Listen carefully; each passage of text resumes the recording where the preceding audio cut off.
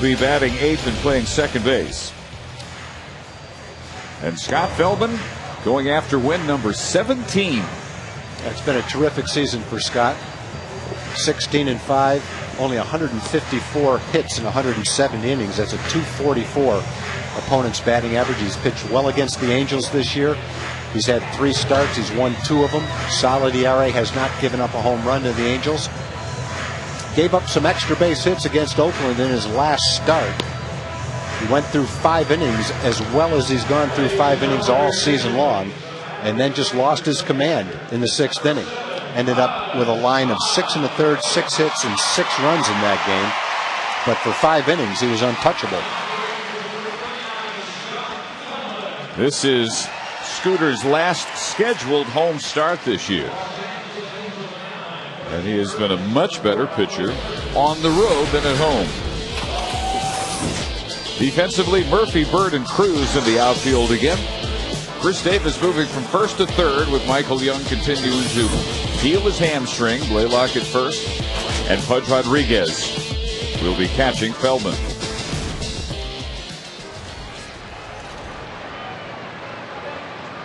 Sean Figgin steps in, and we are ready to go. Game 2 of this series. They are all must-wins for Texas the rest of the way. And strike 1 to Figgins, the Angel third baseman. 83 degrees as we get started tonight. Showing bunt, and it's 0-2. Rob Drake umpiring behind home plate.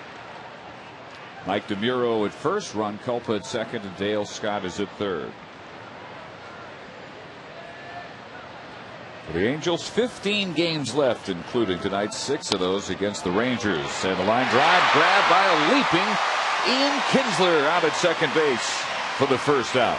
Yeah, good curveball right there from Scott. Had Figgins out in front of it. He reached for it. Hit kind of a lazy line drive that looked like it might get over Ian's head, but with that nice jump, he was able to pull it down. Nice to keep Figgins off the bases. He scores a lot of runs. In fact, he scored more runs than any player in the league, 107. Always a threat to steal a base as well. So 1 gone. Here's Maicer Asturis, the Angels shortstop. Still nothing but strikes from Feldman. Maicer having a career year. Home runs, runs batted in, and runs scored with 68. And it's 0-2.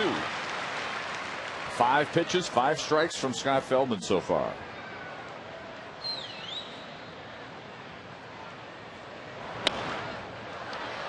And that one will come back out of play. Asturis can play second or short, and has made a total of 4 errors at those 2 positions, and can hit anywhere but 4th or 5th. And has hit in all but those 2 spots in the Angel lineup for Mike Scioscia this year. Bobby Abreu, the right fielder, on deck. Asturis 0 for 4, walked and scored the first Angel run in the first last night. Turned out the only run they would need. They'd only get 1 more, and that was on Guerrero's leadoff homer in the 3rd. Tommy Hunter returned to form last night, 5 strong innings, but still got the defeat to fall to 8-4. Yeah, Tommy struggled a little bit with his command yesterday, threw a lot of pitches in 5 innings. But as he always does, he really battled through those 5 innings. Well hit down the line and foul. Just short, just right of the foul pole. Still 2-2. Gave up the home run to Guerrero. A lot of people do that.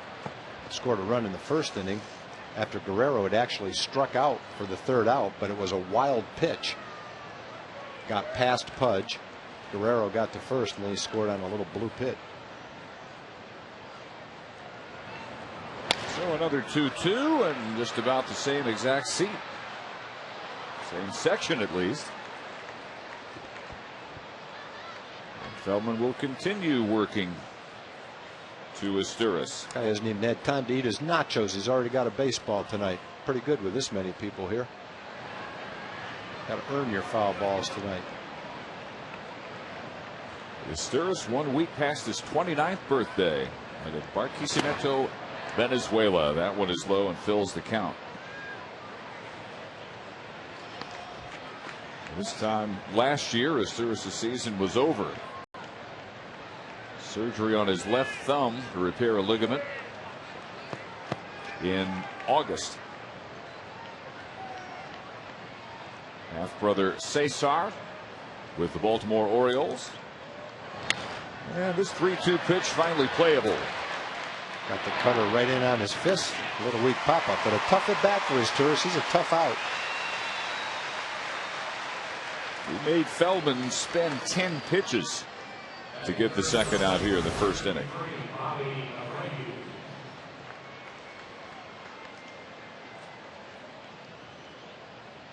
Pretty much all over the lot. Finally got him on a jam shot. So 2 outs, nobody on for Abreu. Angel right fielder who was 0 for 4 with a walk and a couple of strikeouts last night. Angels had only 6 hits, and they were from 4 different spots. Guerrero 2 for 4, Juan Rivera 2 for 4, and the other hits came from Torrey Hunter and Kendry Morales. Just enough offense against Tommy Hunter and 3 Ranger relievers.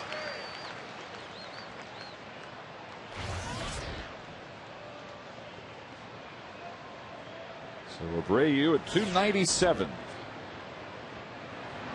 As we showed you, 3rd in the league with runners in scoring position to 372. So this is where you want him. You want to face him with nobody on and 2 outs, if at all possible.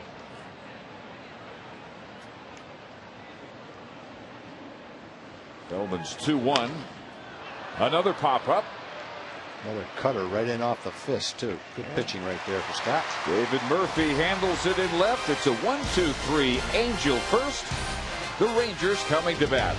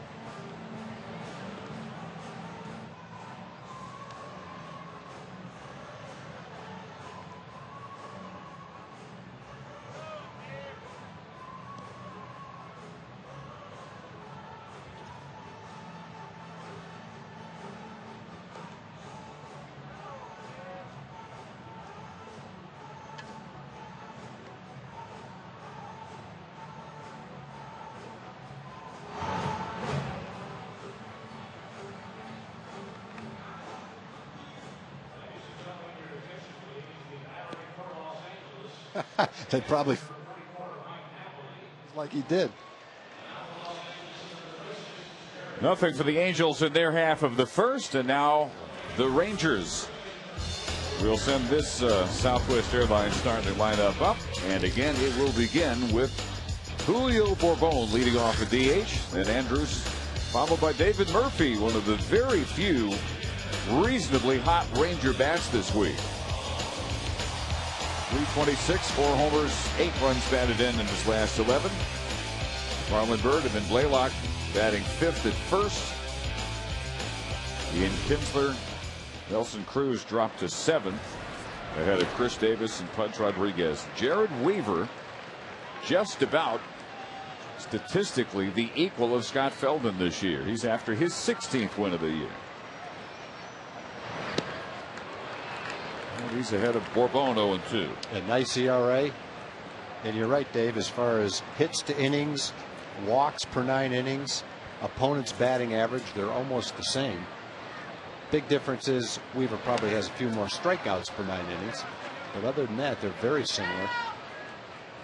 Weaver with the deceptive delivery, kind of a side winding delivery, hides the ball well, sneaky fastball, good changeup, good curveball, solid control. And Bourbon looks at strike 3. Weaver's really been the anchor of their rotation. Lackey spent some time on the disabled list. Santana, Saunders haven't had the same kind of years this year that they've had in the past. And so Weaver really has been the one solid guy from day one in their rotation. Lackey is back and throwing great. Saunders is throwing a little better. So is Santana. In fact, their rotation in the last 20 games has an ERA under 2. So they've definitely straightened things around. This has pretty much been the steadiest of their starters. Elvis Andrus 0 for 4 yesterday, 0 for 11 since he ended his career high and Ranger rookie record hitting streak at 16 games. Still hitting .339 from August 28th through September 14th in that streak. And the average about as high as it's been all year, .270. But ahead of here, 3 balls and no strikes. He's up on Weaver. I guess the other big difference between Weaver and Feldman. Feldman has pitched incredibly well on the road. Weaver's done it at home. Not quite so well on the road. Weaver 9-2 at home, 6-4 with an ERA of over 5 on the road. His last start against the Rangers was at home, was a good start. Struck out 11 in 7 innings. Elvis not afraid to take 3-1, trying to get on base any way he can. Takes his way right to a full count, and here's the 3-2. Out of play. Weaver just 26, 6'7", 205 listed anyway. Native of Northridge, California. First round pick, 12th overall in 2004. And if you watched his brother Jeff pitch, you would definitely know they were brothers. They're very similar in looks, appearance, and similar styles too. Into right field, Bobby Abreu has the first out. Or the second out. First ball put in play by Texas.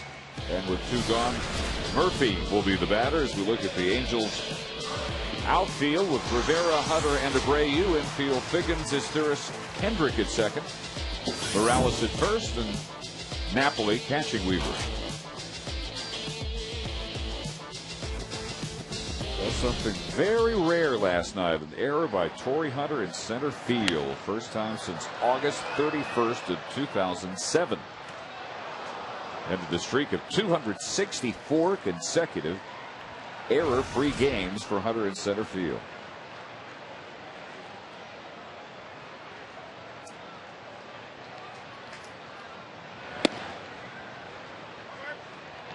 David Murphy last night. First inning single, one of 8 Ranger hits. They actually out-hit the Angels by 2. And reaching for that one. It's 1-2. If not for his home run Tuesday, Rangers would not have a run this week. He's the only run they've scored in the last 46, make it 47 innings. Both teams go in order in the first.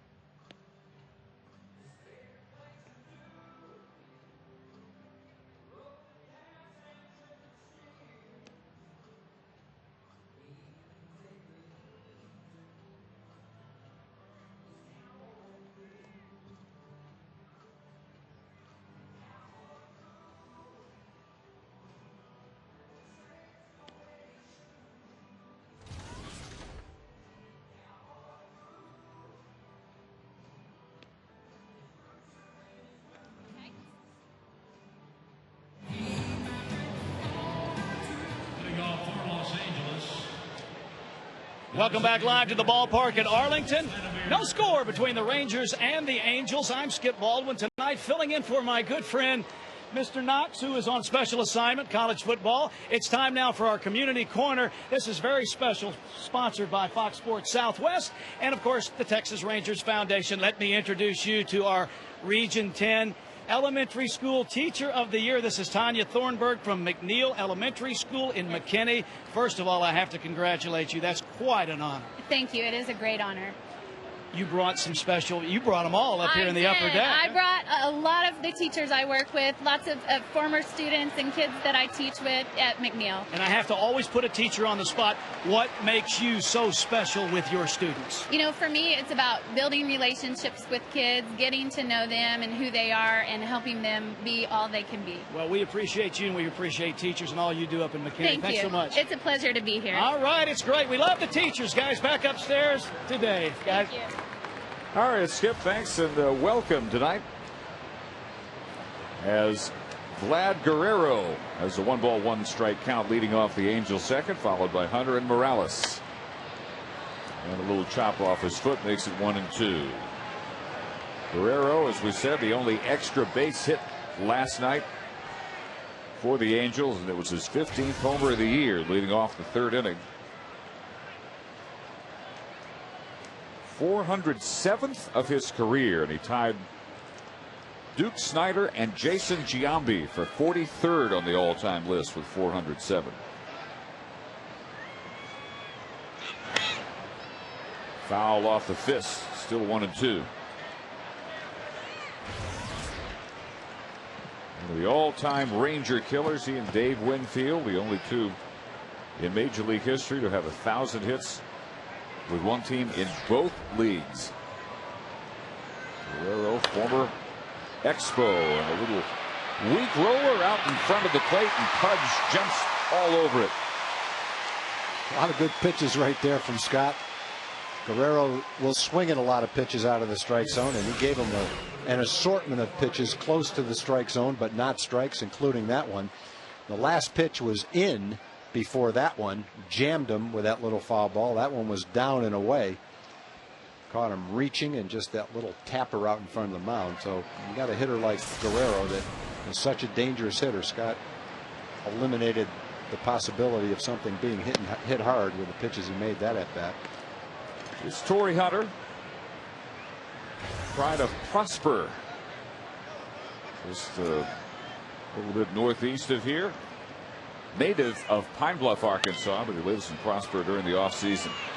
In the hole, backhanded by Elvis Andrus, and the nice scoop by a rusty Hank Blaylock at first. Every bit as impressive a play as Chris Davis would have made if he was over there. There's 2 outs.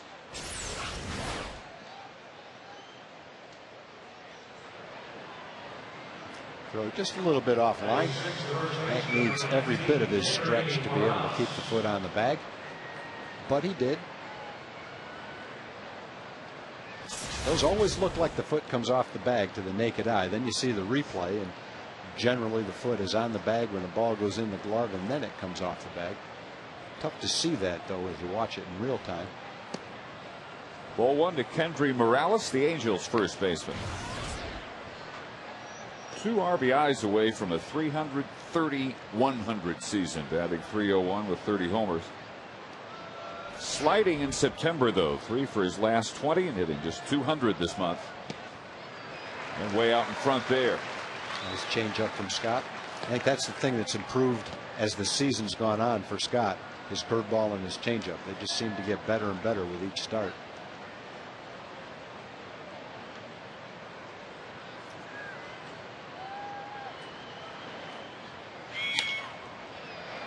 Handled at first by Blaylock, unassisted. And Feldman has the first 6 Angels in order. 0-0, headed to the bottom of the second.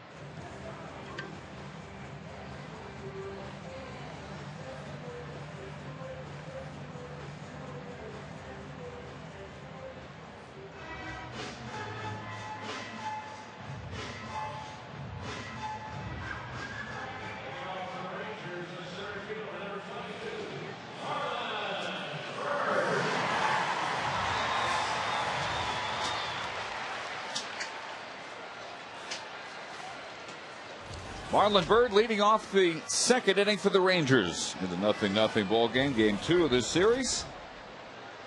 He'll be followed by Hank Blaylock and Ian Kinsler. 2 strikeouts in the first for Jared Weaver. Marlon at .283, 17 home runs, 77 runs batted in. 1 for 4 last night, 3 for his last 21 over a 6-game stretch. And an easy 2-hopper for Sean Figgins at third.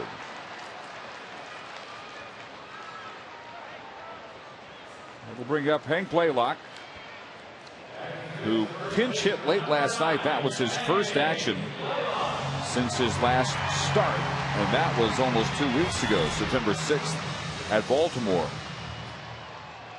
His starting assignment tonight, only the 4th in 24 games for Hank, ever since the return of Chris Davis. Blaylock has been deep on Ron Washington's bench as Davis has come back at basically the same high level defensively at which he left for Oklahoma City, and offensively has shown a couple of areas of improvement. He's cut his strikeouts down and his batting average quite a bit higher than it was. He hit a ball well last night right down toward the left field line. Rivera came over and made a nice play on. Otherwise the Rangers might have had a chance for a rally. I think what Ron's trying to do tonight is just get as much offensive potential in the lineup as he can. The way the Rangers have struggled offensively, putting Chris at third and Hank at first. Very high, not that deep. Over toward the corner is Abreu.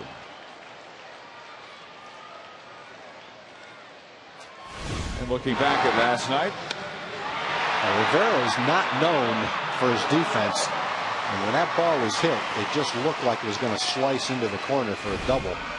But Rivera came over and somehow reached down and caught it. But isn't that the way in losing streaks? The other guys are always placed perfectly. That seems to happen. You hit one sharply, it's always right at them. Here's Ian Kinsler. 1 for his last 19, and he takes a strike. 252, still stuck on 29 homers. Been there for 15 games. 79 runs batted in. So we've been waiting for a couple of weeks now for Ian to become a 30 man, and it still seems inevitable, but it's just taking a lot longer than one would have thought. No home runs his last 15 games, no stolen bases in his last 16.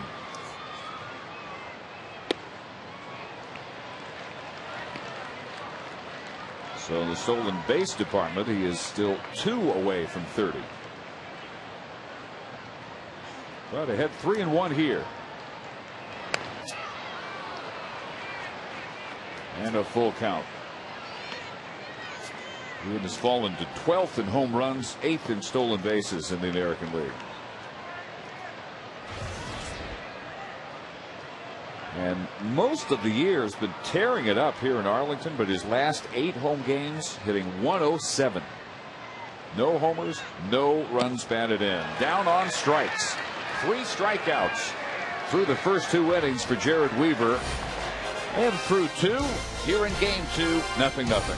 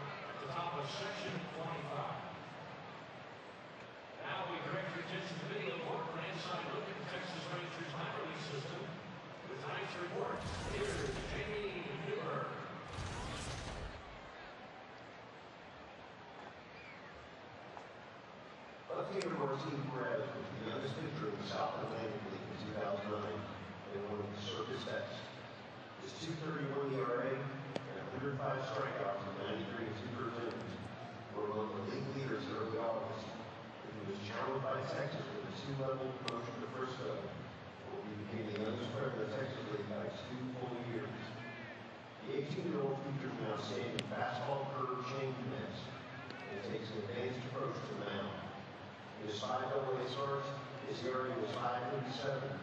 He finished the year on a high note. He may be the most coveted minor league player in the Rangers' top rank system. I'm Jamie Neighbor. For much more of the Texas Rangers farm system, visit TexasRangers.com.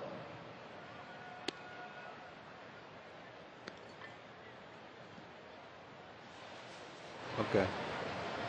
Take it back.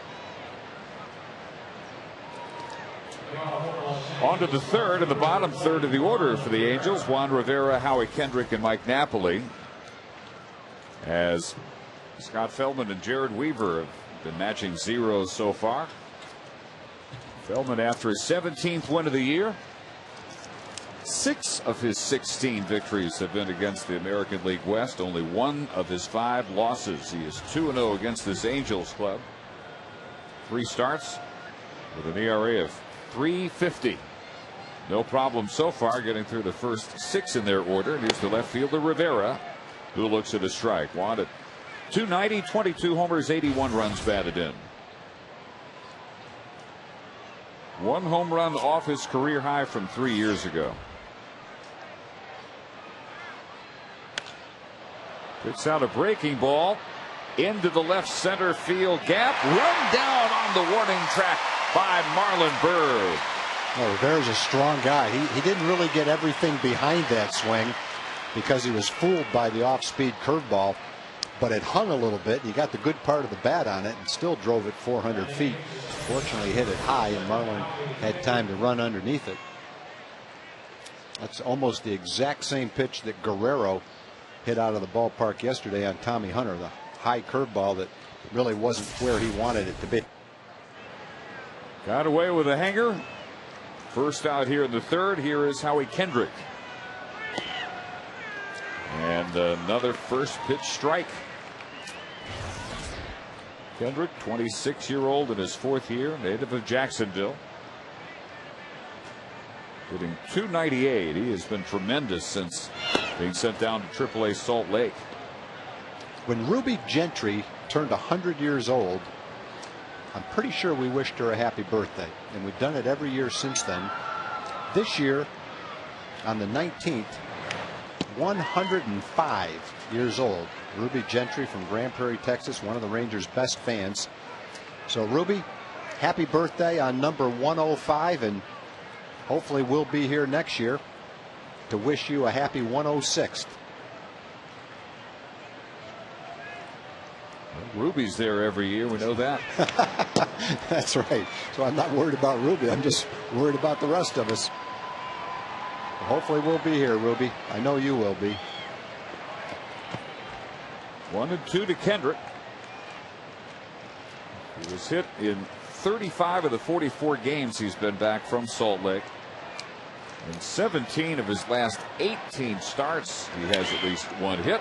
And there's his hit right here. First hit of the game with 1 out in the 3rd inning. Now, Kendrick's a kid who came up through the Angels system, and in most stops along the way in the minor leagues was anywhere from a .350 to a .370 hitter. One of the best hitters for average in all of minor league baseball, and a guy that when he got to the big leagues, the Angels and a lot of other people felt he might be the kind of guy that could challenge for a batting championship someday. That's why it was kind of surprising this year when he got off to such a bad start. Had to spend a long time, not a long time, but some time in the minor leagues. But you're right, since he's come back, starting to look like the hitter that the Angels envisioned him being. That one, no doubt, will get him close to the 300 mark. And now the number 9 hitter, the catcher Mike Napoli, who is at .266, 17 home runs, 50 runs batted in. On a terrible slide at the moment, though. 3 for his last 45.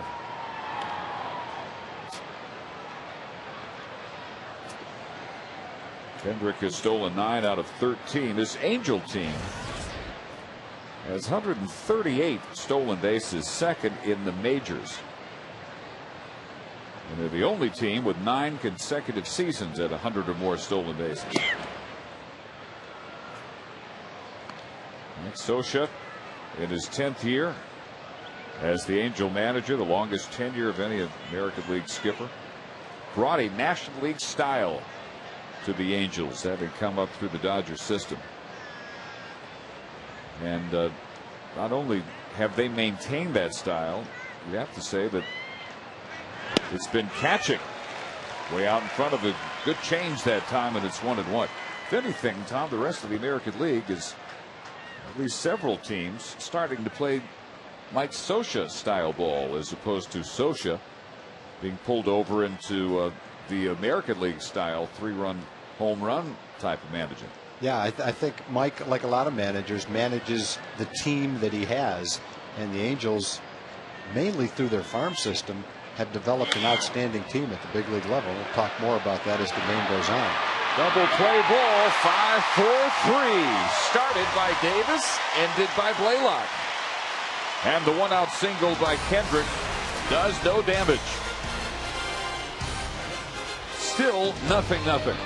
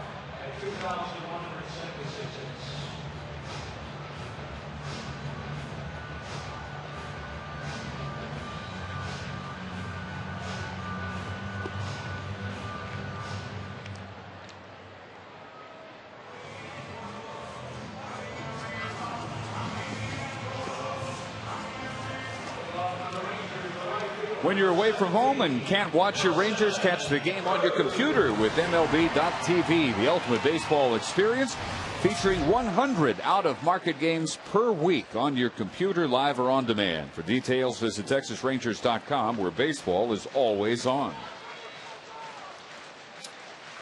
Dave Barnett with Tom Grieve, bottom of the third, scoreless. And the bottom third for Texas, Cruz, Davis, and Rodriguez against Jared Weaver. Weaver has struck out 3 in the first 2. Nelson Cruz struck out twice last night in an 0 for 4. 3 for his last 28. Of all the Rangers who have gone cold this week, he may be the coldest, hitting 107 over his last 8 games.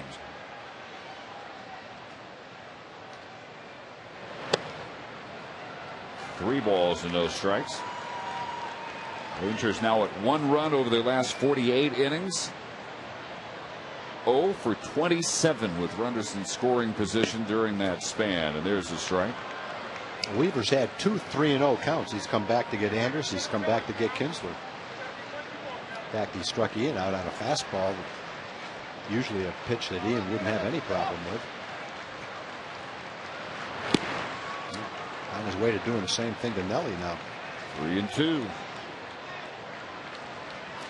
Who's still at 32 home runs, tied for 4th in the league, most ever by a Ranger in his first full major league season. And out of play.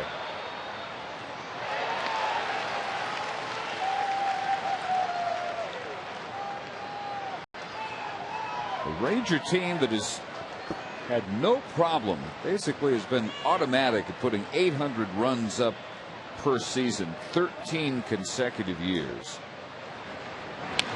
To go through what this team is going through,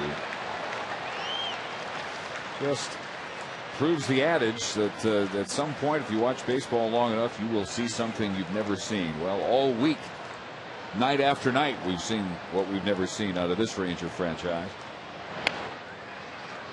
Cruz hangs in there at 3-2. Outscored in his 5-game losing streak 26-1. 23 consecutive scoreless innings since the Murphy home run, leading off the 4th on Tuesday. And there's ball 4. The Rangers have their first base runner.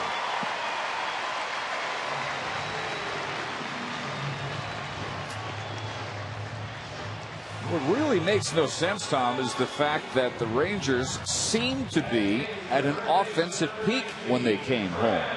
41 runs over their previous 5 games, but on this homestand, under 200, 1.6 runs per game, 2 for 36, runners in scoring position, and everything started fine. The Tommy Hunter game with a doubleheader against Seattle over the weekend, everything looked as if Rangers would pick right up where they left off in the road trip sweep of Cleveland. Boy, was that wrong. Cruz easily steals second. If you're Ron Washington, I'm sure you're going to be very aggressive. You just can't sit back when you're swinging the bats like this. You have to try to make something happen. You get a guy on base like Nelly, can run a little bit. Be aggressive on the base bats. Nelson Cruz now a 30-20 man. That's his 20th stolen base to go with his 32 homers. So he's at 30-20. Kinsler at 29 and 28. And the pitch was a ball. That one is as well, and it's 2-0 to Chris Davis. 216, 19 homers, 49 runs batted in. 1 for 11 against Jared Weaver.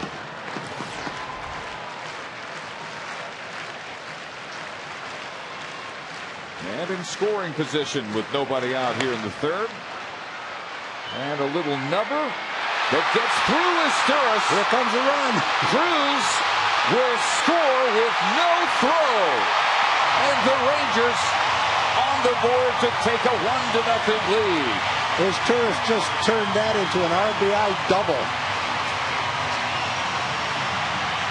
The ball was rolling. It wasn't hard hit, but by the time it got to him, it was still rolling pretty hard. Instead of fielding it with his glove, he felt like the only play he had was to barehand it. So it's going to go as a base hit. And when it gets by him, there's obviously nobody back there. The run scores easily. Davis goes to second with a double. I don't think you just got done saying you can never say you've seen everything in baseball, and I don't think I've ever seen a double hit like that before. And we probably never will again. But at least we had the pleasure of seeing it once, and fortunately we were the ones that did it. First hit with a man in scoring position since almost 1 week ago, the 7th inning of Game 1 and Sunday's doubleheader. Boy, if you're watching a ticker and you see Davis's RBI double scores a run, you probably envision something in the gap, something hit hard down the line. I don't think you would envision a soft ground ball to shortstop. No, that is without question the weakest double I've ever seen, probably you've ever seen, any of us may ever see in our lifetimes. And that after 1 run in 48 innings. So that streak comes to a close.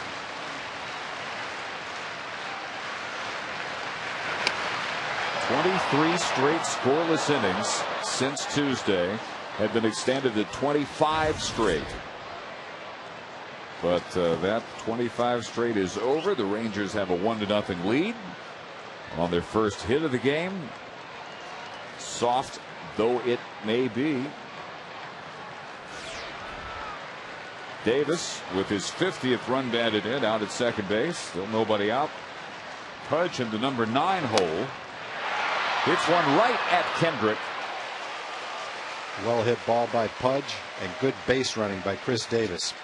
So many times you'll see someone doubled up on that play, but Chris got back quickly. Pudge over the last 5 or 6 days has hit a good share of balls hard, but right at people. There's another one. Hit one like that last night, too.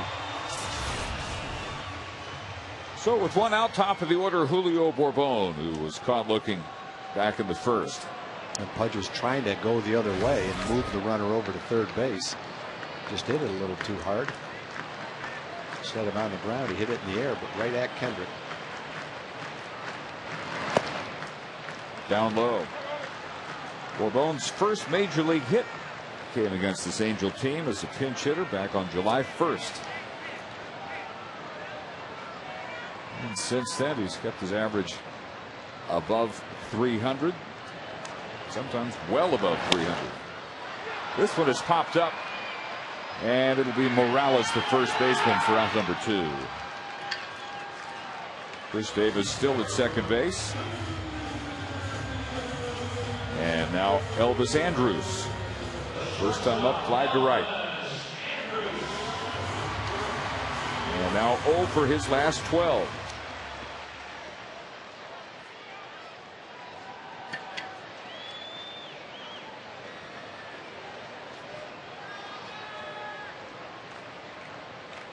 Jared Weaver in his 4th year with the Angels. Came up for a terrific rookie splash in 2006 when 11-2. With a 2.56 ERA, 13-7 in 07. Last year, a bit of a drop off to 11-10.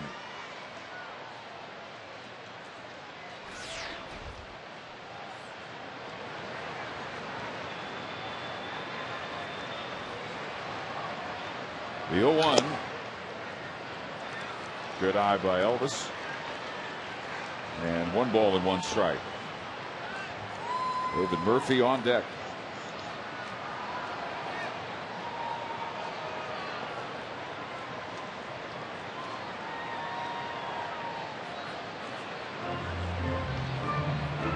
A lot of opposing pitchers detest pitching here in Arlington. Not Jared Weaver. A 1.80 lifetime ERA in his first 4 appearances here.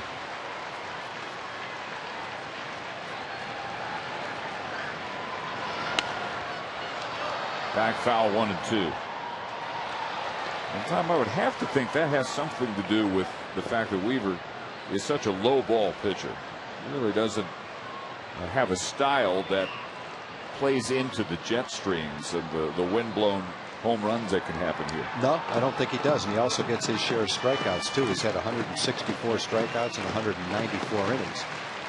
He's not a hard thrower. His fastball will get up to maybe 91 miles an hour. Boy, two line drives right at fielders. But a breakthrough inning. The Rangers end their latest streak at 25 consecutive scoreless frames. On the leadoff walk, a stolen base, and a ground double by Chris Davis.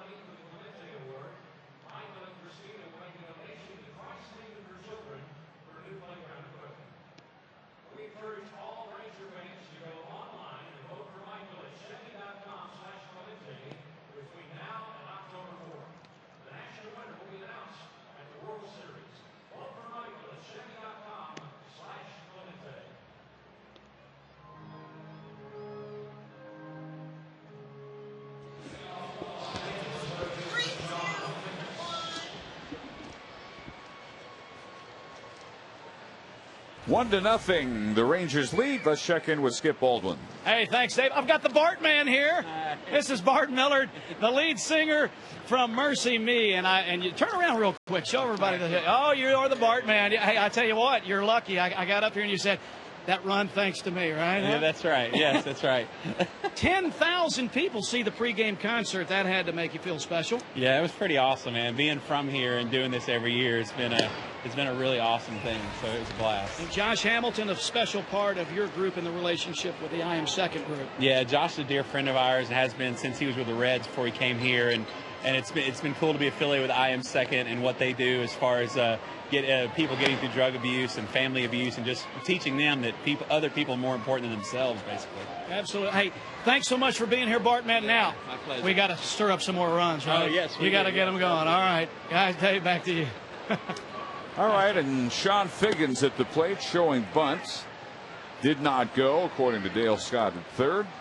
So it's 2-1. Angels definitely get their share of infield hits and bunt hits, and I'm sure Figgins is a big part of both of those categories, whether he bunts or whether he hits a ground ball. Probably as many as anybody in the league.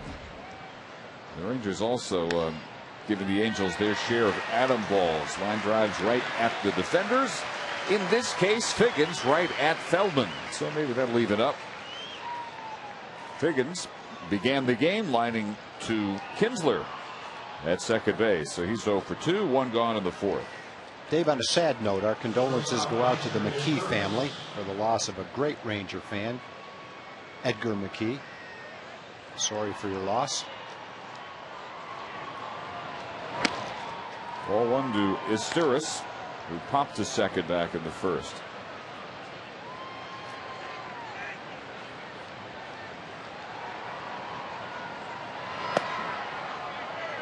So Scott Feldman looking for a shutdown fourth inning.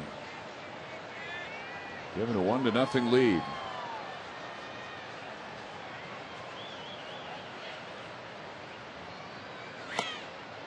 His last outing 5 days ago,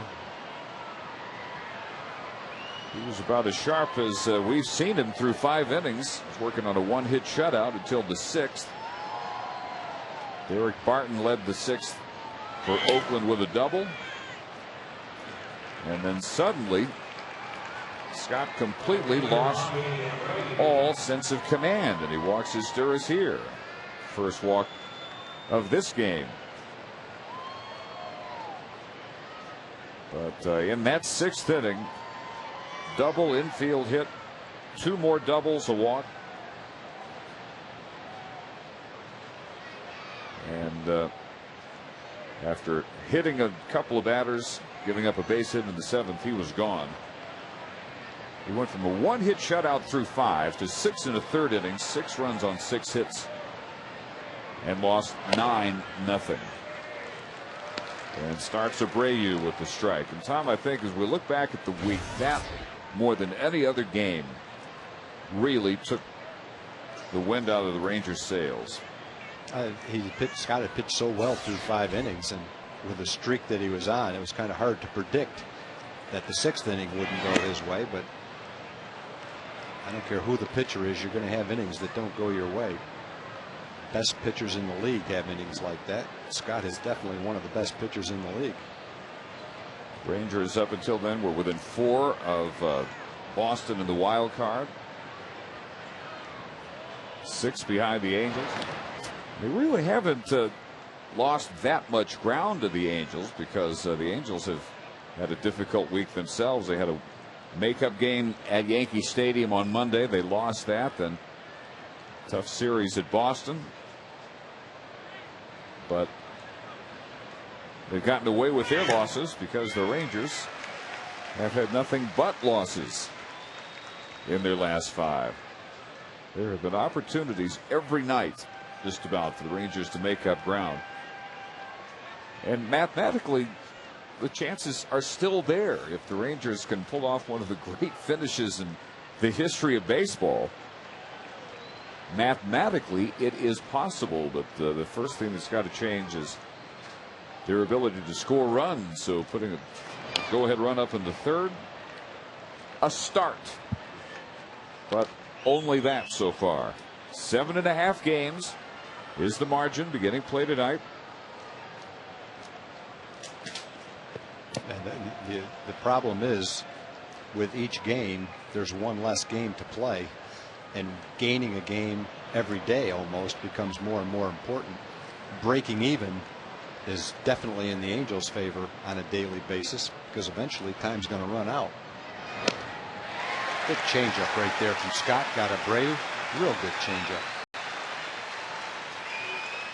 First strikeout for Feldman, out number 2. Started on the inside half, ended up drifting to the outside black. If Scott's curveball and changeup continue to improve at the rate they've improved this season, as you go forward toward next season, you can expect much of the same next year from Scott Feldman. You have to have a little good fortune to be 16-5. But most of the good fortune comes from the way you pitch. And he certainly pitched well enough to be 16-5. That one is well placed by Guerrero. Bird gets it back in time to hold Vlad to a single. Hold Asteris to third. So Angels at first and third with 2 outs here in the 4th. That's his 2-seam fastball, up and way inside. Guerrero didn't hit it well. Watch him keep his hands in. Muscled it out into left center field. But the thing about Scott next year, Scott can improve and throw better next year than he did this year, and he still might not be 16-5. He might be better, but you know, he could be 14-10 too. You still have to have runs scored when you're out there. Have good defense play behind you. So with 2 outs, Angels on the corners. Torrey Hunter, first time up, grounded to short. And off the fist, through the hole, 1-1. Asteris comes home. And Scott Feldman probably would take the placement of those 2 pitches again if you gave him the chance. Yeah, there's not much you can do about that. You make your pitch, and then if they make contact, you hope they hit it at somebody. Guerrero hit a pitch way inside off the handle, blooped it into left center field, and Hunter pulled that ball on the ground off the handle by Elvis for a base hit. Not much you can do about that. I'm sure Jared Weaver's saying the same thing. He made a good pitch on Chris Davis, and a little ground ball turned into an RBI double. It's worked both ways tonight. Well, the walk has now cost Feldman a run. Asteris walking on 4 pitches. Abreu then struck out for out number 2, but then back-to-back singles by Guerrero and Hunter. RBI number 85 for Torrey, and here's Kendry Morales, who grounded to first back in the 2nd. Now 3 for his last 21. 3 hits for LA, still only 1 for Texas. 1-1 game in the 4th. And that one is in there, 0-2.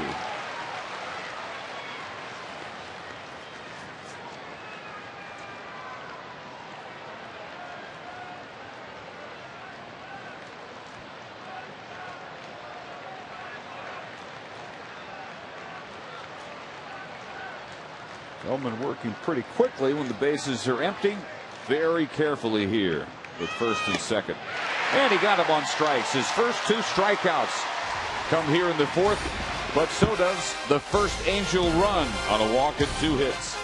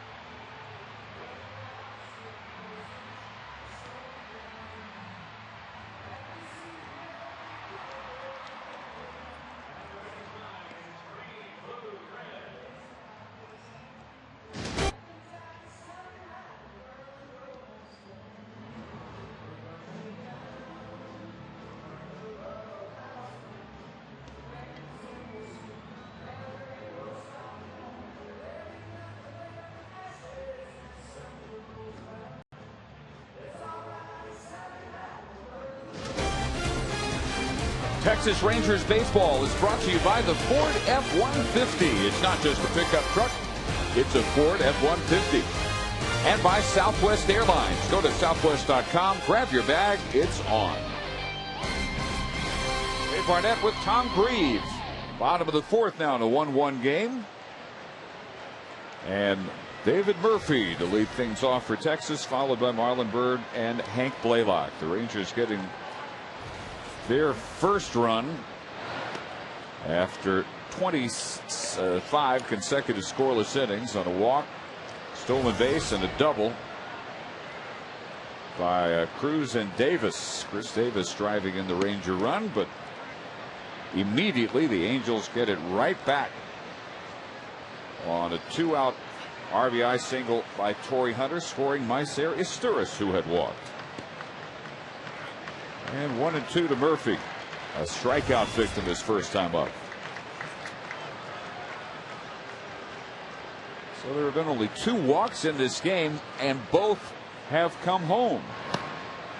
Murphy reaching down on strikes for the second time. He is half Weaver's strikeout total of 4. I mentioned the last time Weaver pitched against the Rangers, he struck out 11 batters. He just has an exceptional assortment of pitches. Rangers have had a lot of trouble with his changeup and his curveball, and because of those off-speed pitches, his fastball is very deceptive.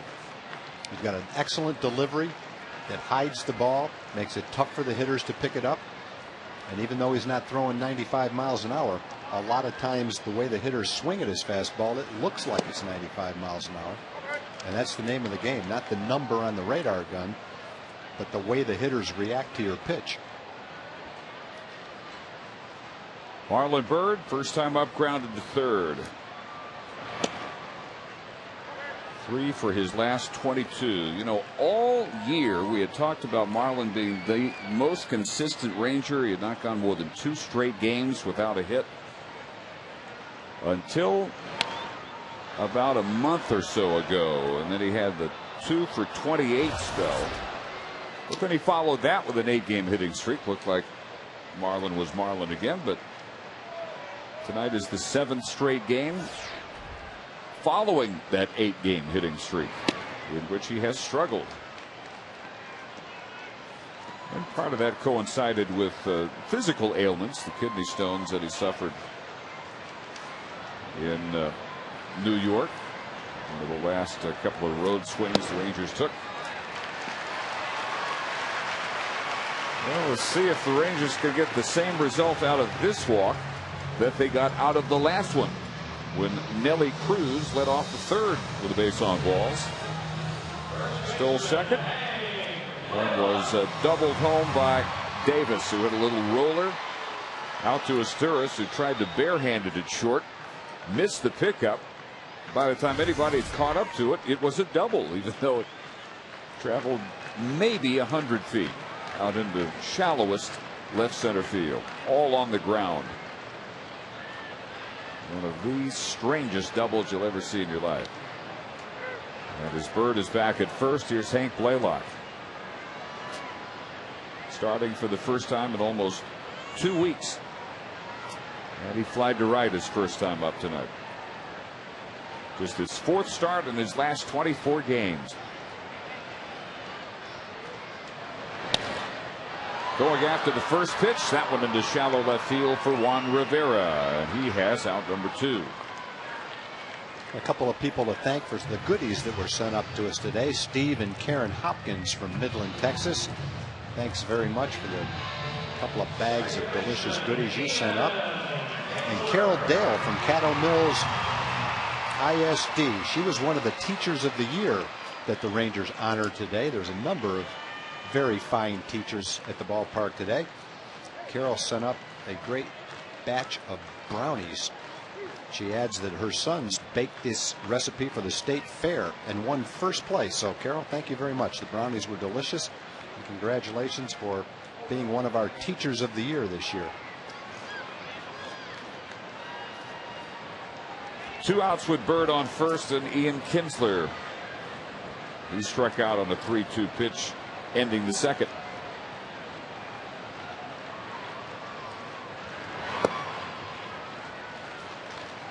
He had now won for his last 20. Wonder how, when he's healthy, Ian can go 16 straight games without a stolen base. The obvious answer is he's not been on base that often. You got to get on to steal second. And when you're in a 1 for 20, you spend an awful lot of time going right back to the dugout.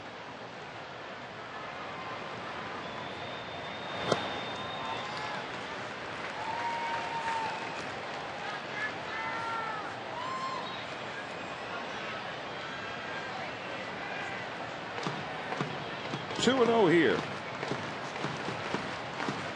Ian, since his 6-hit cycle way back in the early part of the year, has hit 234. His average at that point was 474. It started the day at 252. Big mystery is what's happened to his home hitting. Mike Scioscia's going to run out to the mound and talk to Weaver. Not exactly sure what this is about. Weaver's throwing the ball well. Mike has some message to deliver.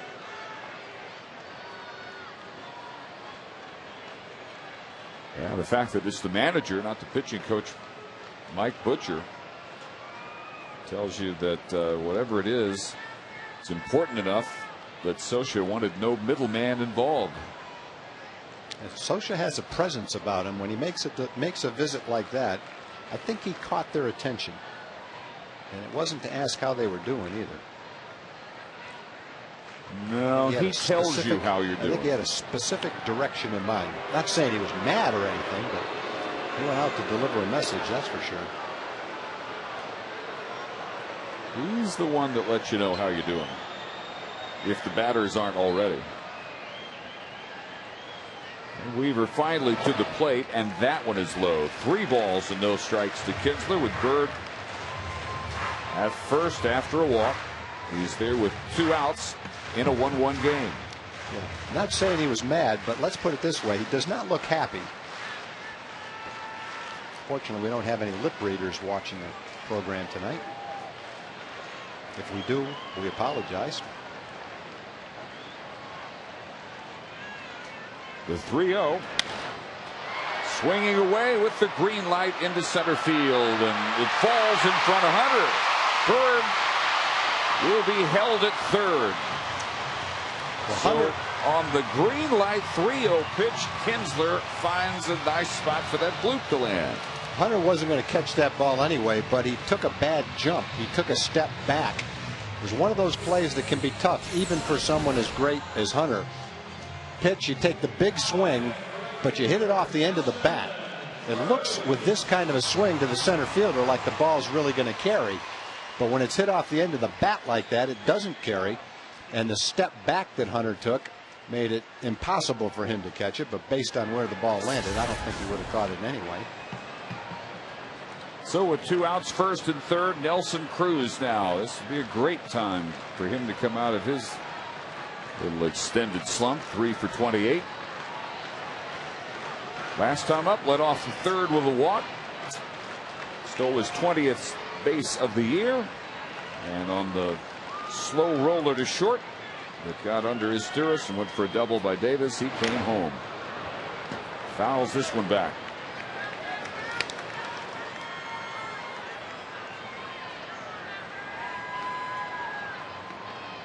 The first 130 games of the year, the Rangers were shut out a total of 6 times. In their last 12 games, they have been shut out 5 times. First time in franchise history to have a stretch like this. 4 shutouts in 5 games. 2 shutouts, a 1-run outburst, and then 2 more shutouts. That has never happened since this team came here in 1972. And there have been some offensive teams that make this Ranger team look like the 27 Yankees. Even they never went through a stretch. I was proud to be part of one of them, the 1972 Rangers. We made a lot of teams look like the 27 Yankees.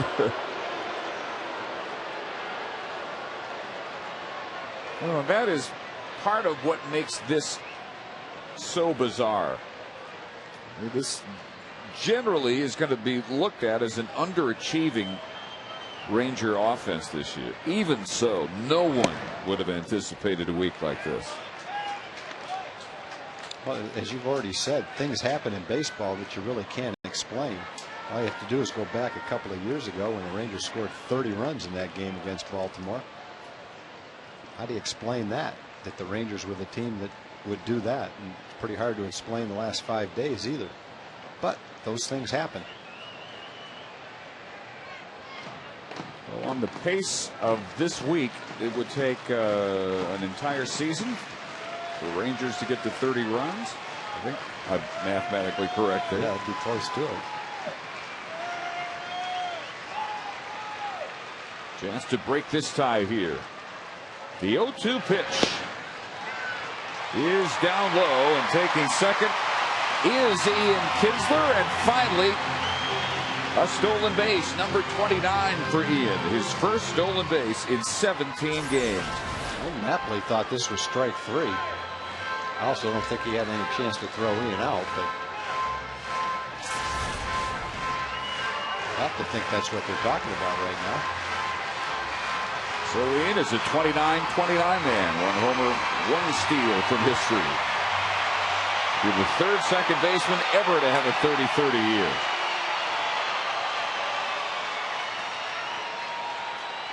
It was very close to being a call strike 3. Napoli was right. The 1-2 from Weaver.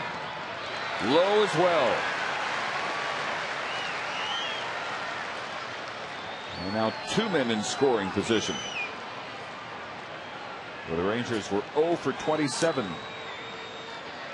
in this 5-game losing streak. Off the fist. Over for a look is Figgins, and he's got it in foul territory to end the inning. A walk, a base hit, a stolen base. 2 more left in scoring position. Still 1-1.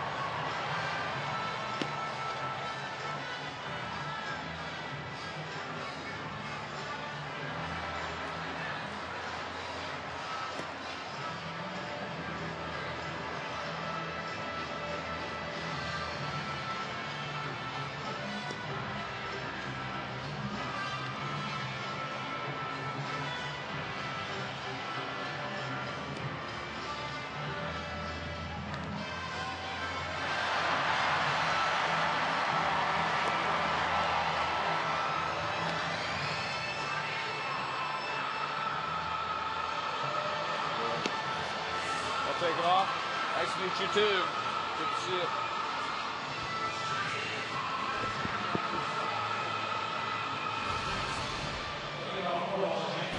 Well, Sunday, September 27th is Fan Appreciation Day here at Rangers Ballpark. Let the Rangers show you their appreciation for all your support this season as they take on the Tampa Bay Rays. For tickets, visit TexasRangers.com or call 972-RANGERS. Hope you can make it out a week from tomorrow. Fan Appreciation Day. This game 1-1 as Juan Rivera is a broken back grounder out to Elvis Andrus. High throw. Blaylock handles it.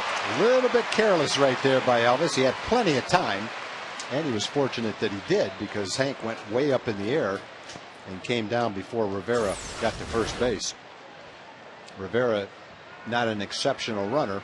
I'm also not exactly sure how hard he was running on that play. In any event, it's out number 1. And now Howie Kendrick. First time up. Got the first Angel base hit. And then erased by a 5-4-3 Napoli double play.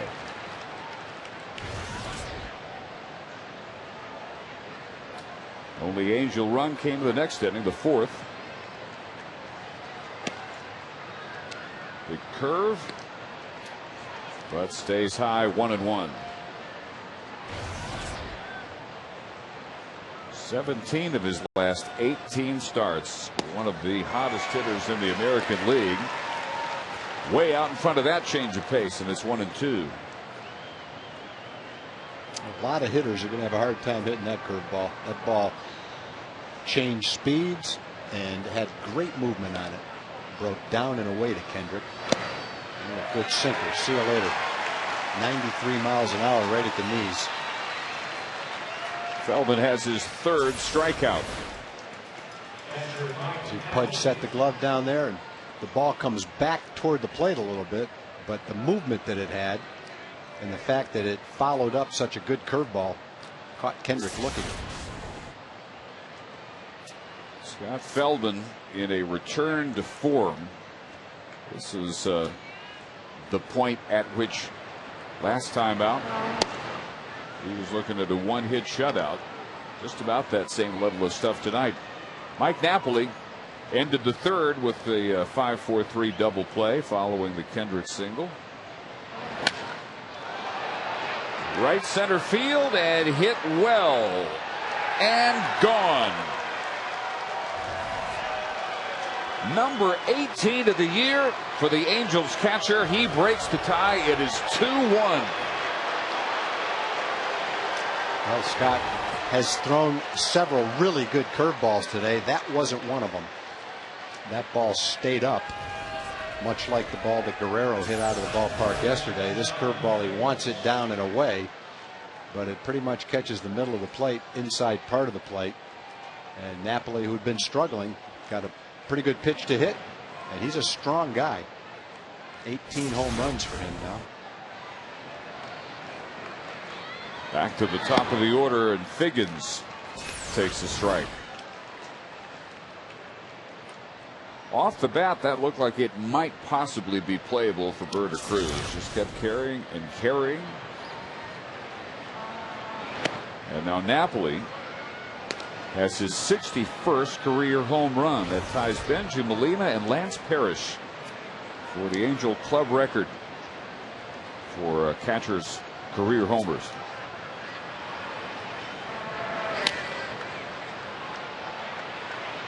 This one will be playable for Kinsler. One batter too late, however, as the Angels take their first lead.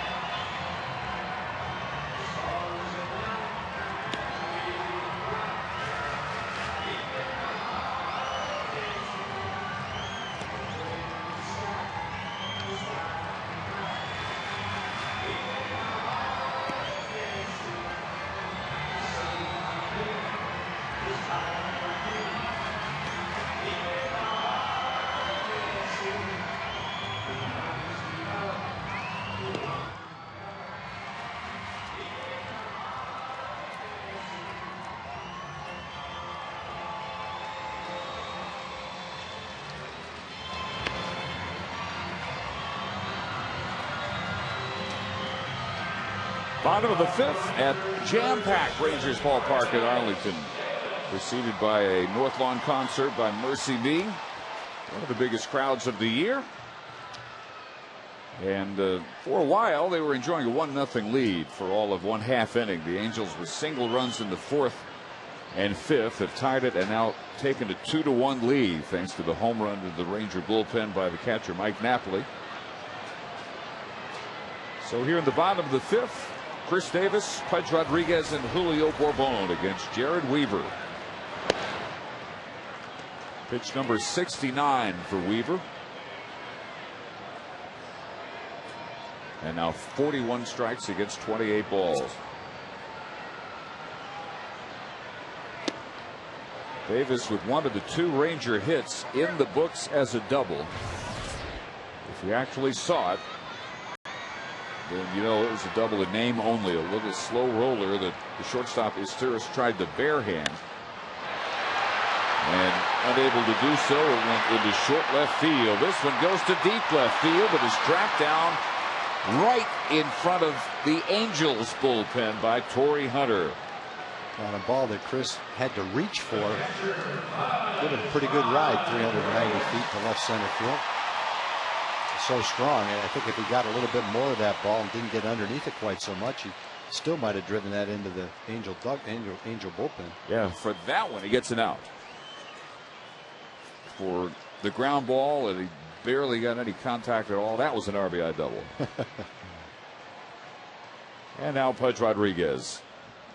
First time up line to second. Pudge hitting .261 as a Ranger, 2 homers and 11 runs batted in. Overall, .253, including his time at Houston, with 10 home runs and 45 RBIs. Ron Washington, Tom, I don't think has ever officially made any sort of pronouncement that Pudge is his #1 catcher, but all you have to do is look at the lineup cards night in, night out. That's the only conclusion you could draw. That one's over Kendrick, and Pudge is aboard with the Rangers' third base hit off Weaver. Well, with the importance of the games since Pudge has been here, his experience, the energy that he brings to the lineup, and the way he's been playing, both behind the plate and offensively, I think Pudge has come in and won extra playing time. And this inside-out swing continues to produce an awful lot of his base hits. Well, that's pretty much Pudge's style right there. He'll turn on a ball, but when you watch him take batting practice, what he's doing is trying to line balls over second base. And so it's not a surprise that he does that a lot during the game. That's kind of his style of hitting. Bourbon 0 for 2. Strikeout to pop out. Showed bunt. And it's 1-0.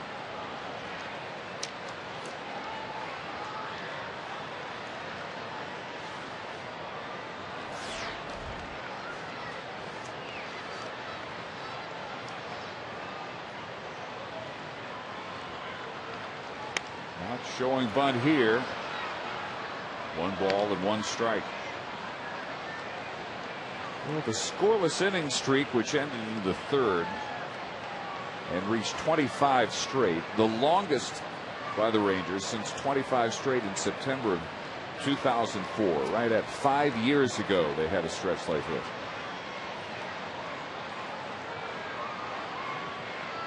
Out of nowhere, it followed 3 games at Cleveland. All 3 games, the Rangers scored in double digits.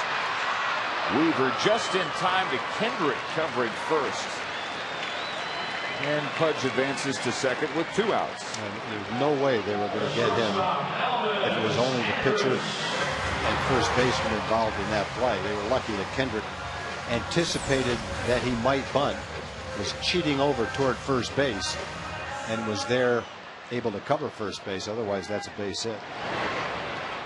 But really, when he bunts that ball toward first base, Julio's goal is to make either one of them field it and beat the other one to the bag, and he's going to do that more often than not.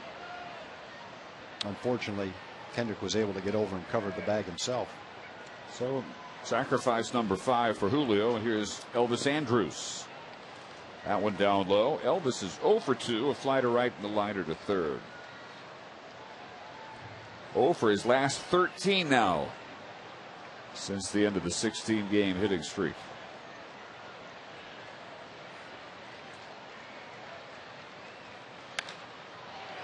Toward the hole and off Figgins, and that will bring Pudge home. It's a 2-2 game. Well, that had a familiar roll to it. It went off a glove instead of off a hand. Rolled into short left field and scores the Rangers' second run. That continues the theme of tonight. Better to be well placed than hard hit. And that's perfectly placed to where neither Figgins nor Isturis ended up with a play on it. Goes as a base hit. RBI number 34 for Elvis Andrus, and once again we're tied at 2. Both teams 2 runs on 4 hits with no errors. And a pitch out for Murphy with nothing on.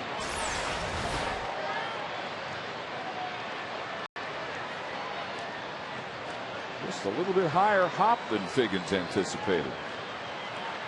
Weaver anticipated that the play would be made and he'd be out of the inning. Not how it ended up. 1-1 to Murphy. David has struck out twice.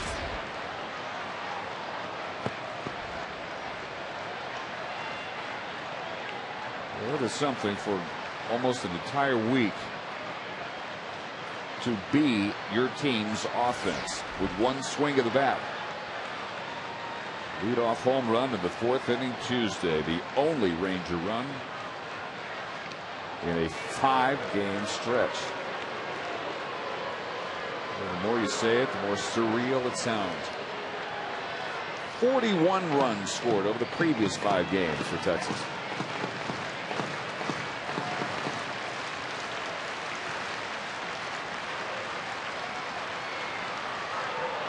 Last night, with 8 hits and 2 walks, that was the most base runners for the Rangers in the last 5 games. Still couldn't score.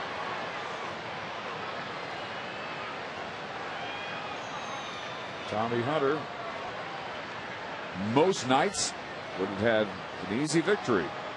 Instead, a 2-0 defeat. Runner goes. The throw by Napoli, not in time. Weaver's been doing whatever he can to hold the runners. He's tall and lanky and fairly slow to the plate, but he has a good move to first base, so he's trying to vary the time that he takes to deliver the ball to keep the runner from getting a good jump. But he puts a lot of pressure on Napoli because he is a little bit deliberate to the plate. And as you saw, the throw from Napoli never caught. Stolen base number 27 for Elvis, scoring position now. And a 1-2 count to Murphy. He stays alive. David has hit in 15 of his last 19 at .311. 5 of his 16 home runs and 11 of his 46 runs batted in. All that in about the last 3 weeks.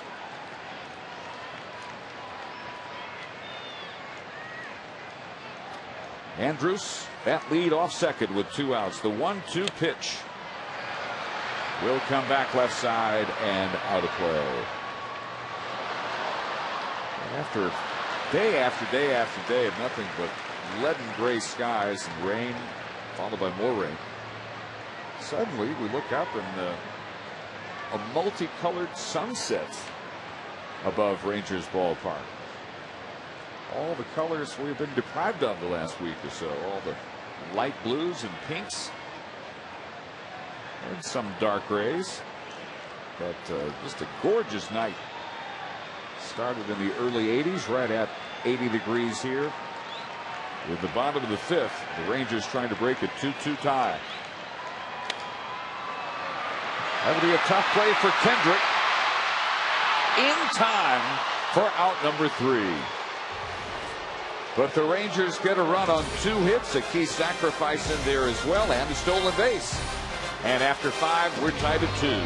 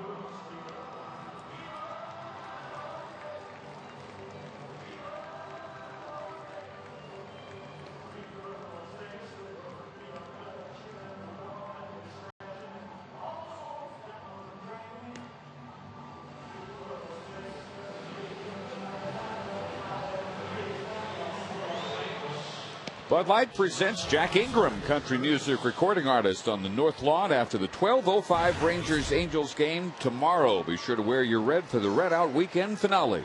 For tickets, visit TexasRangers.com or call 972-RANGERS. It'll be Jack Ingram's second show on the North Lawn this year. Put on a nice one after a night game last May, and always puts on great performance. So 12:05 tomorrow, Rangers Angels, and then Jack Ingram. Izturis, Abreu, and Guerrero in the 6th in a 2-2 game. Dave Barnett and Tom Grieve for a packed house here at Rangers Ballpark in Arlington. Rangers trying to end their 5-game losing streak, get within 6.5 of the Angels, and at least put a building block in place for a comeback in the West.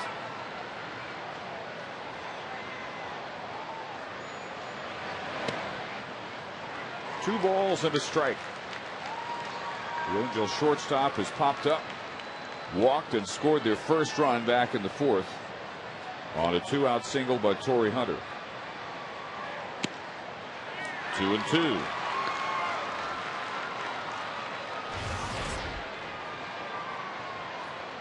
Numbers identical, except the Rangers have left 4 men on. The Angels have left 2.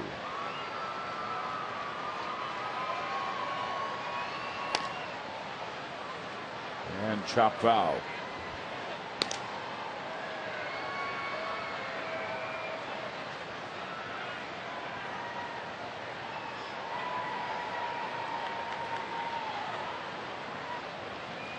Izturis 1 week past his 29th birthday. A little bit high for a full count.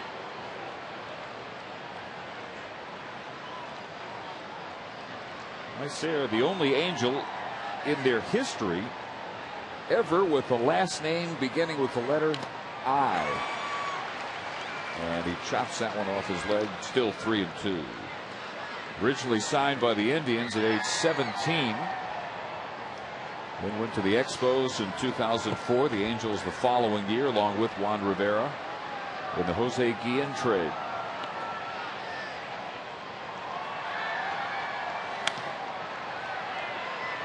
Chopper out to Ian Kinsler. 1 gone in the 6th. Another at-bat for Izturis where he saw a lot of pitches. The result was an easy out. But Scott had to work to get it by making a lot of good pitches. Scott has thrown 73, 50 of them strikes.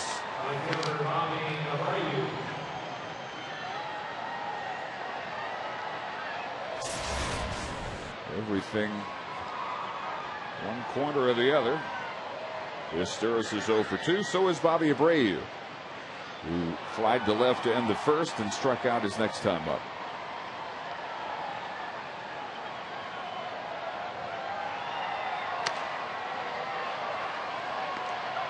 Four runs batted in, and he'll have 100 for the 7th straight season. The only man in the majors who has done that, Albert Pujols. Abreu 10th in the league at runs batted in, 2nd in walks, 90 of those. And he's 2nd in selectivity as designed or as defined as the number of pitches taken. He's taken 69% of his pitches on the year. Our Ford leaderboard. Figgins and Abreu, 1-2. Two guys at the top of your lineup in the top two positions in walks. You've got two guys with on base percentages right around 40%. It's no wonder that the middle of the lineup for the Angels has had a lot of opportunities to drive in runs. They've scored the 2nd most runs in baseball behind the Yankees. And the guys that make it go are Abreu and Figgins.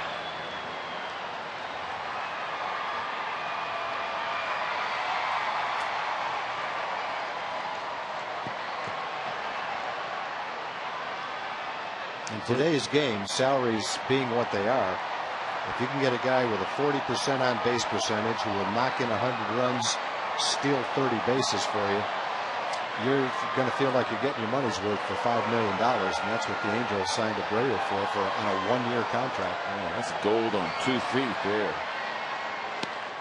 A call, strike 3. Beautiful pitch by Feldman.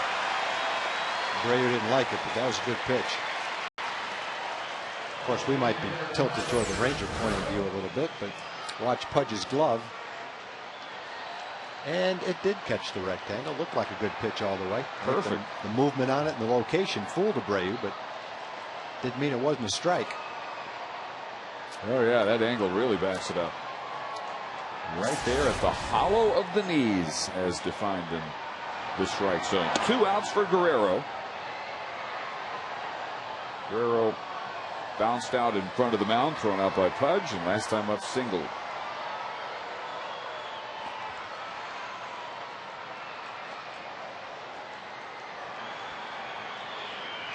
Glad one of 8 active players with 400 career home runs and 2,000 hits. Still just 34. Doesn't seem like he should be in his late 30s thinking about what he's going to do on his 40th birthday. He's nowhere near that. It just seems like he's been playing forever. This is his 13th big league season. 6th here with the Angels.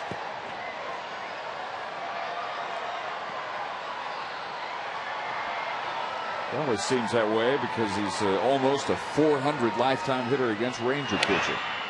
Swinging away at 3-0, and it's gobbled up by Davis. A 1-2-3-6 right through the toughest section of the Angel lineup. And we're still tied 2-2.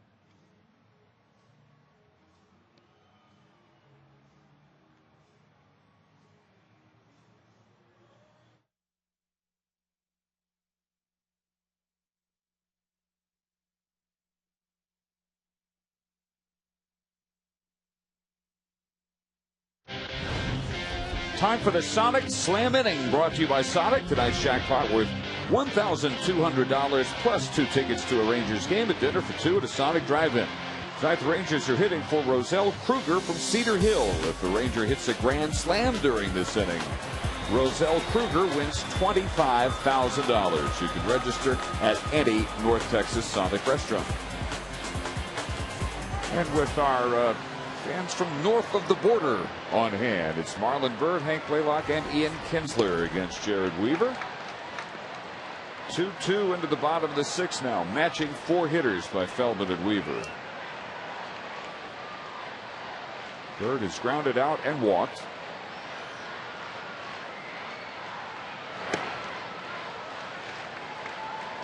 Pitch number 87 on the night for Weaver. Here's ball 2. He has walked 2. Byrd and Cruz leading off the 3rd. That became the first Ranger run. Scoring on Davis's double following a stolen base. After Bird's walk in the 4th, he was left at 3rd.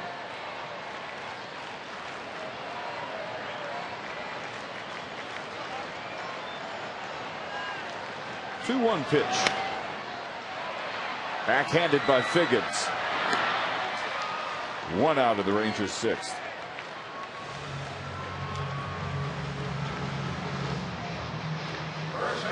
Well, the Rangers, by scoring 2 tonight, have avoided another trip even deeper into the record book or the history book.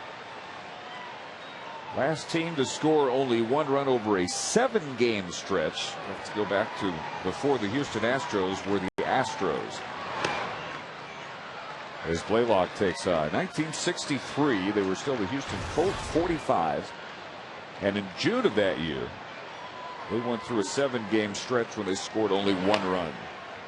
So that's the company the Rangers would have kept if the scoreless streak had continued through tonight, which it didn't. Thanks to Cruz and Davis in the 3rd, and Pudge and Andrews in the 5th.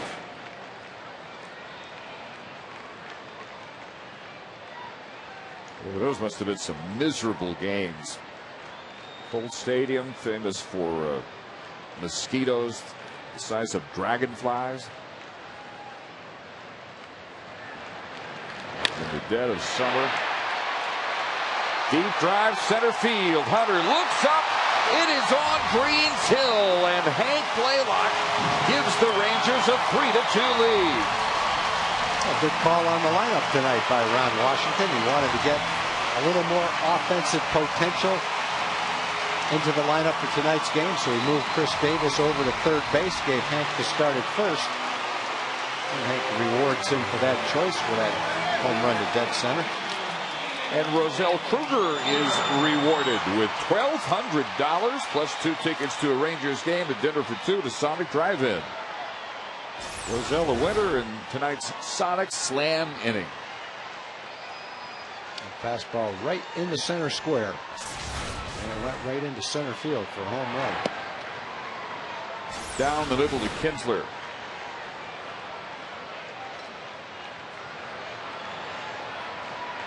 Number 24 for Hank Blaylock, his 59th run batted in. And it's 0-2 to Ian. Torrey Hunter knew he had no chance on that one. Out to the hill. So long, tie ball game. 1-2 to Kinsler, who has struck out, singled, and last time up followed that single with his 29th stolen base of the year.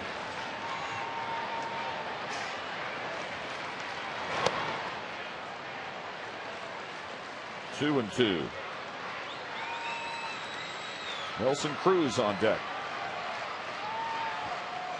Runs aren't coming in bunches, but at least they are coming.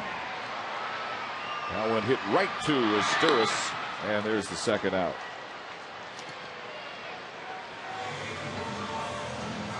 And the return of the long ball is definitely a welcome sight to Ron Washington.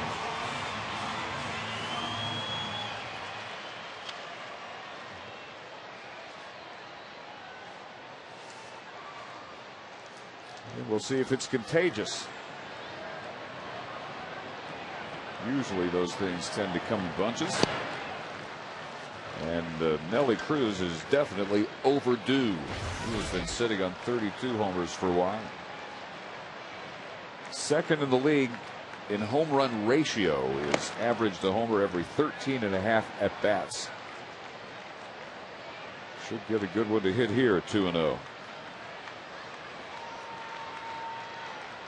Tied for fourth in the league at 32.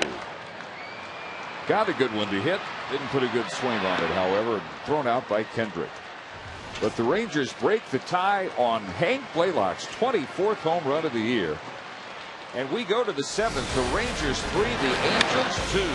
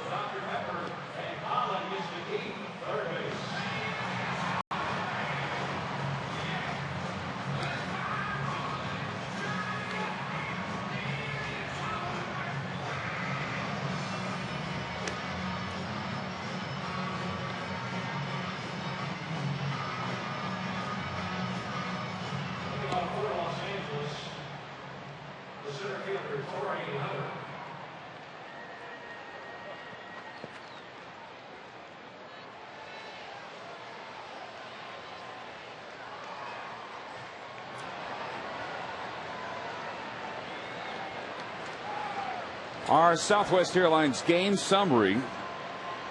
Rangers took a 1-0 lead in the third inning on a Cruz walk and a dribbler of a double by Davis. Single runs since then, including home runs by Mike Napoli and Hank Blaylock. Blaylock shot with one out in the sixth, put us where we are, 3-2. Torrey Hunter now. He had an RBI single to score the first LA run back in the fourth inning. And tied it at that point 1-1. 2 balls to the strike. He'll be followed by Morales and Rivera. Feldman at 85 pitches, 55 of them strikes. Right down the middle, and it's 2-2. Well, based on the way both pitchers have pitched this year, this is kind of the type of game you would expect, a fairly low scoring game. Both pitchers have similar ERAs in the mid-3s. Weaver's a little bit more than the mid-3s. He's 3.85. Darren Oliver warming up behind the screen.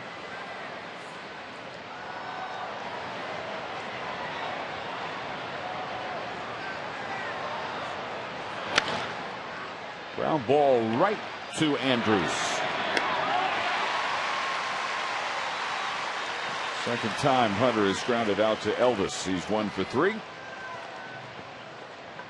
And now Kendry Morales.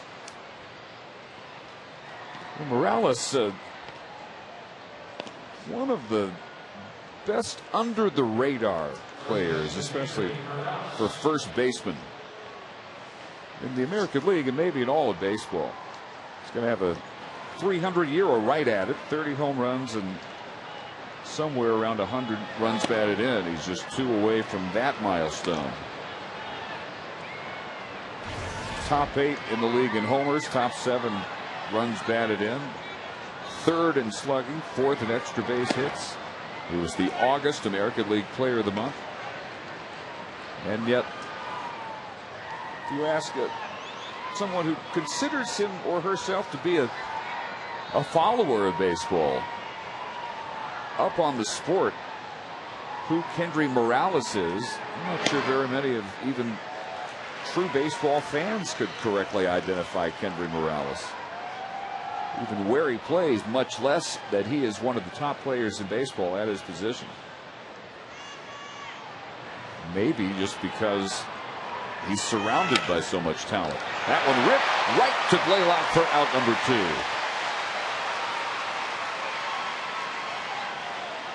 2. Native of Fomento, Cuba, 0 for 3. Morales is not having a big September, but if he did have a big September, he'd be a pretty strong candidate for MVP. As it is, you have to look at Teixeira probably as maybe the leading contender, but there's a lot of other guys in similar positions. But with Morales playing on an excellent team, he'd have to be someone who got a lot of consideration. Scott Feldman looked stunned to see not Mike Maddox, but Ron Washington coming out to take the ball. He's thrown 92 pitches. He has retired the last 6 in order. None have been out of the infield. But out he goes with a 3-2 lead and 2 outs in the 7th inning. Well, it looked as if Feldman never once entertained the notion that he might be in his last inning, much less done. So with our pitching change, we'll pause here in Arlington.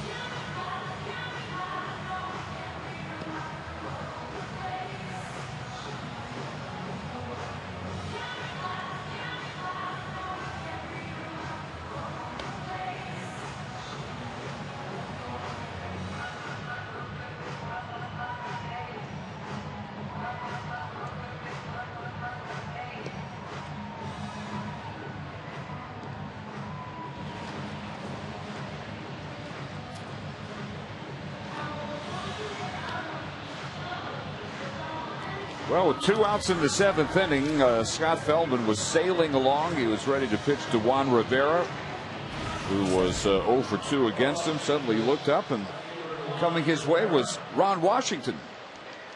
And he wasn't just coming out for a chat as usual. He was coming out to take the ball and give it to Darren O'Day on for his 57th outing of the year. 2-1 with a 179 earned run average. 1 1/3 scoreless innings on Wednesday. Only 1 run allowed in his last 9 games, with 13 strikeouts in that span. 26 of his last 31 appearances have been scoreless. And a very strong night for Feldman. 6 2/3, 2 runs on 4 hits, 4 strikeouts, a walk, and 92 pitches. So Feldman can win the game. He cannot lose it. And now it's in the hands of O'Day and whoever may follow. Juan Rivera has flied to center and grounded to short. And on the second pitch he sees, lines a base hit to right. The last hit Feldman had allowed was the 2-out home run by Mike Napoli in the 5th inning. Angel runs in the 4th and the 5th. But after Napoli's home run, there had not been a single ball out of the infield against Feldman. But Washington decided he had O'Day ready. And now was the time to bring him in with the bases empty and 2 outs. Here's Howie Kendrick, who was singled and struck out. So if the Ranger bullpen can hang on here, Feldman will have his 17th win against 5 losses.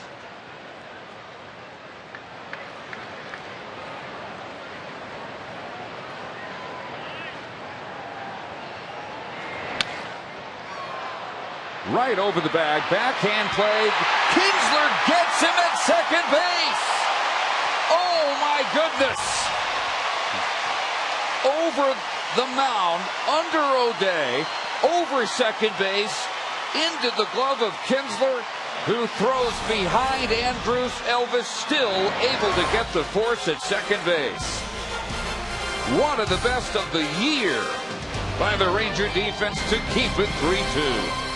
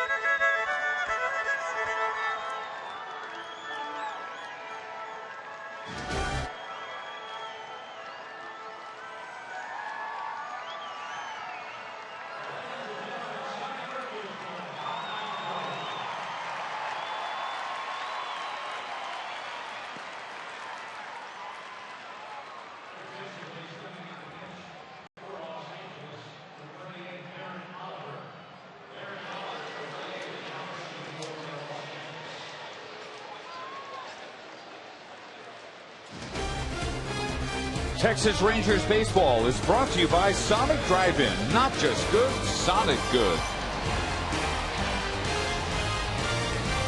And Mike Scioscia has followed Ron Washington with the pitching change. Jared Weaver has gone after 6 innings, 3 runs on 5 hits. And former Ranger Darren Oliver has come on to work to Davis, Rodriguez, and Bourbon here at the bottom of the 7th. Darren Oliver filling the middle relief role extremely effectively for the Angels this year. Best ERA on the club. This definitely requires another look. Not very easy to make that play on a number of points. Number one, to get to it, to be able to throw backwards like that, and then for Elvis, with his back to the base, to be able to find the base and catch the ball. Pretty spectacular play. A lot of things had to be in play for that to happen. One is Rivera had to be running, but that doesn't take anything away from the athletic ability that both middle infielders showed to make that play in the first place. The range, the flip, finding the bag, catching the ball. Pretty nice play. That's right there with any the Rangers have made all year. And I'm not sure if it touched Darren O'Day or not. It might go as a 1-4-6. Whether it does or not. If mere mortals are involved, then what the Rangers are looking at is Rivera at second, Kendrick at first, and Napoli, who has just homered, coming up. Here, Oliver strikes out Davis to begin the seventh. Strikeout number 5 by Angel pitching. And the kind of pitch that got Chris sent down to Oklahoma City a few months ago. Darren's been making pitches for a long time. High draft choice by the Rangers. John Young drafted him way back when. Hard throwing young starting pitcher. Got up to the Rangers, got up to the big leagues as a reliever. Originally, a lot like Kenny Rogers in that regard. Hard throwing reliever. Then he harnessed his control, learned how to pitch a little bit, became a good solid starter for the Rangers. Pitched on some good teams. And since that time, he's pitched on a number of other big league teams and done a great job. He's kept himself in good shape. At this stage of his career, he's still anywhere from 89 to 91 miles an hour with his fastball. Good control, good breaking ball. Pudge grounds out to Sean Figgins. 2 gone to the Rangers' 7th. Darren's dad, Bob, was a big power hitting first baseman. Big leagues. Crowd tonight is the 4th largest of the season at Rangers Ballpark in Arlington. 46,596. And thanks in large measure to the pregame concert by Mercy Me out on the North Lawn. They also sang the national anthem. Top of the order, Julio Bourbon, 0 for 2 with a sacrifice. Rangers leading 3-2 on a 6th inning 1-out home run by Hank Blaylock to straightaway center field, his 24th of the year. Single runs in the 3rd, 5th, and that one in the 6th.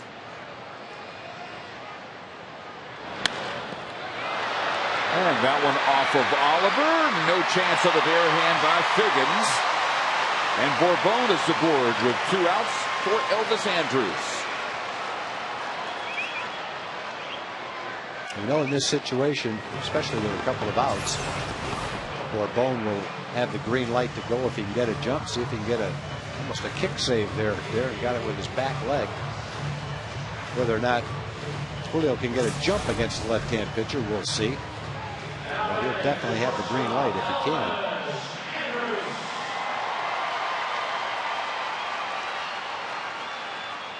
Julio 14 for 15 in the stolen base department this year. Elvis 1 for 3.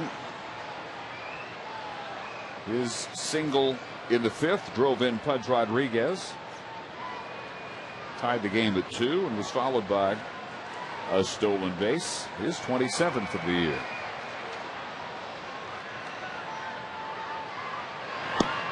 Oliver that time wasting no time whatsoever going home. Now, the Angels are recognized as a team that can run, take the extra base, steal a base. They've stolen 138 bases. The Rangers are close. They've stolen 132. Big difference is the Rangers don't get thrown out very much. They've only been thrown out 31 times. The Angels have been thrown out 59 times. A lot more than the Rangers. So the Rangers are almost there as far as total number goes and a lot more efficient. Percentage is a lot higher. It's been an excellent year for the Rangers, and a lot of those stolen bases have come on a double steal. Watch out. Got him. Saw his good move right there. Bourbon picked off, and that ends the 7th inning. We go to the 8th. Rangers 3, the Angels 2.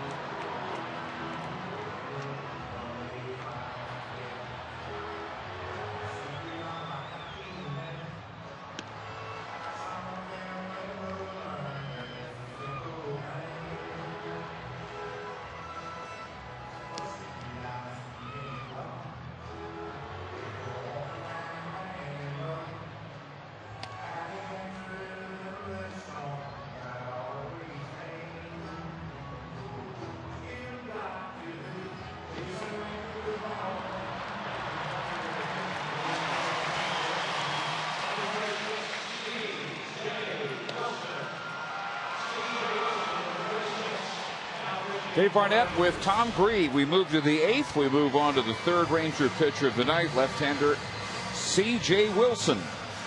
Darren O'Day worked to 2 batters. He gave up a single to Juan Rivera, and then that spectacular force at second. Kinsler and Andrews into the 7th inning. So 1/3 of an inning for O'Day, and now on for the 68th time this year is Wilson. And the bullpen pitched well in last night's game. Tommy got through 5 innings, and Felice had 2 shutout innings, and then CJ and Frankie each had a 1-2-3 inning with a strikeout. They got a nice tune-up last night. They hadn't had a lot of opportunities over the last week or 10 days based on the score of the games and the rain, but they're both coming off good outings last night. 2 innings to go. If all works out well, be CJ in the 8th and Frankie in the 9th.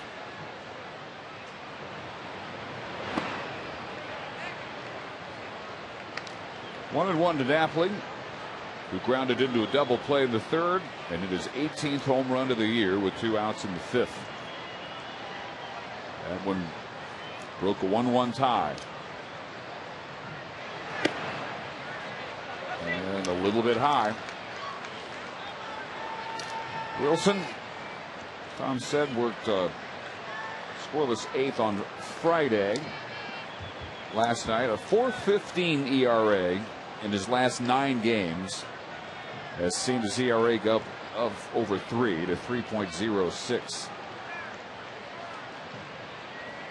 But over his last 57 outings, a 2.47 ERA with 14 saves. That one right in there at 93, and it's 2-2. Since the All-Star break, 44 strikeouts in 29 innings, one of the better ratios in either league. And he gets Napoli looking. Not sure what Napoli was looking for, but he saw a couple of good fastballs right there. Ended up taking him for strike 3.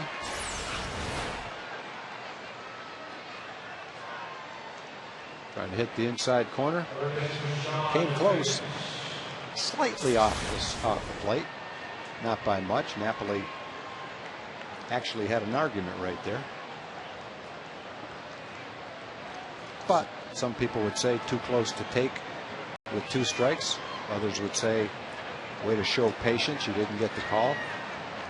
Whichever way you look at it, it's out number 1 and a strikeout for CJ. Easy play for Ian Kinsler. And 6 pitches to get 2 outs here in the 8th inning. Figgins is 0 for 4. That will bring up the shortstop Isturis, 0 for 2. But he walked and scored the first LA run back in the 4th.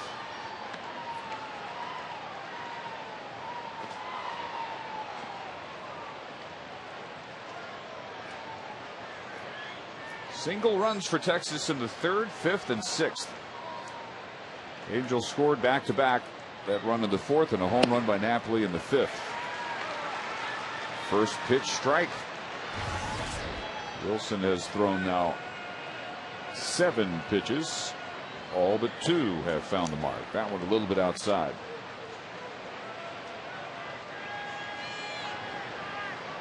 The Angels trying to become the first team to win 3 straight AL West titles since the great Oakland A's teams of 88, 89, and 90. It would be the 4th team in history to do it 3 straight.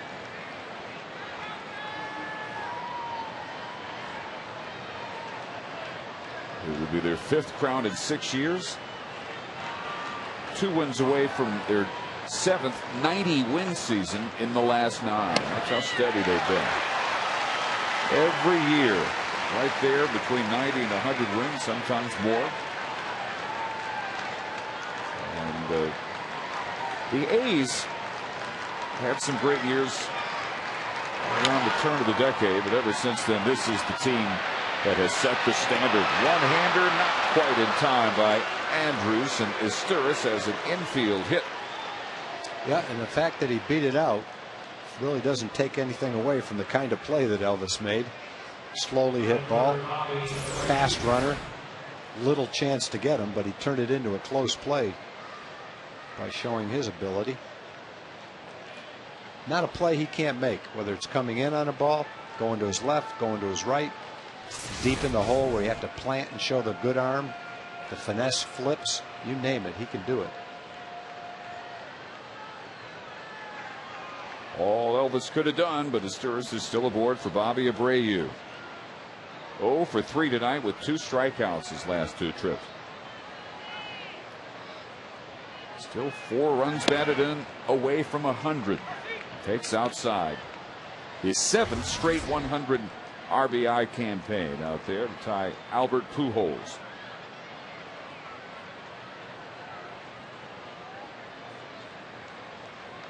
Tenth in the league with 96 driven in. And second in walks. And that one finds the outside corner. If Abreu can reach, then C.J. Wilson would have to deal with Vladimir Guerrero. Maybe the all-time Ranger killer, who is 1 for 3 tonight.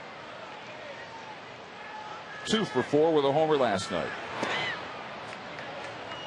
2-1 to Abreu.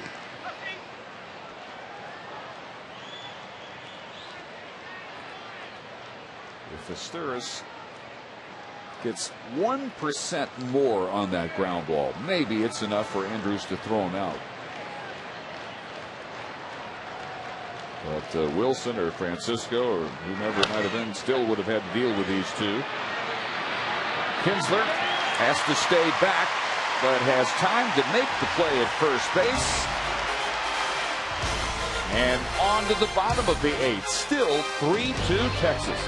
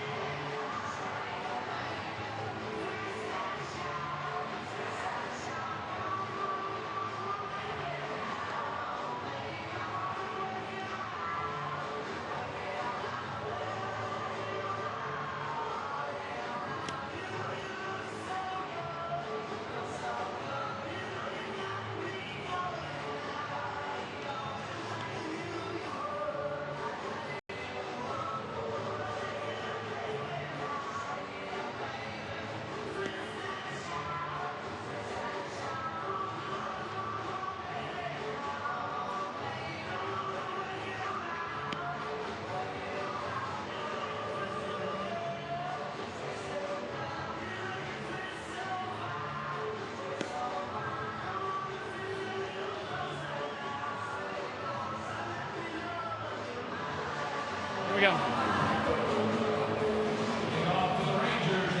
Welcome back live to the ballpark at Arlington, where the Rangers are leading, coming in late down the stretch. I've got Sonny Burgess, who just made history here in Arlington, the first fiddle player to ever play the 7th here. Did you know that? No, I didn't, Skip. Thanks. I'm glad you didn't tell me that before I played, because I was already pretty nervous, you know, I mean, because the echo and everything in the stadium. But you did great, my friend. I wanted to please Mr. Nolan Wright. You got the jersey right there. All right, you did Cotton Eye Joe. Now, we need a little something to get the fans going here as we head toward the 9th. What do you got, babe? I got a little breakdown, fiddle breakdown called Balding Cabbage Down. Let's go, baby. Come on, guys. We got to get it going. Sonny B from Cleveland, Texas. Yeah. Nice job, Sonny. All right, back upstairs, guys. Rangers winning tonight, 3-2. Here we go, Dave. We're supposed to follow that? That's some serious fiddle playing right there. I don't think that's entirely fair. I think he pleased Mr. Nolan Ryan tonight with that rendition of the Cotton Eye Joe. Well, we got his baseball. And a line drive just over Morales. Elvis Andrews starts the Ranger 8th with a hit, his 2nd straight. Elvis is 2 for 4. And with a 3-2 lead, Rangers definitely could use some insurance here in the bottom of the eighth. And sliced that off the bat. Not that hard hit, but pretty effectively placed into right field. So you've got middle of the lineup coming up. Got some speed on the bases. Frankie warming up in the bullpen. Like to add to that 1-run lead, give him a little bit more of a cushion. David Murphy 0 for 3, couple of strikeouts and a ground out.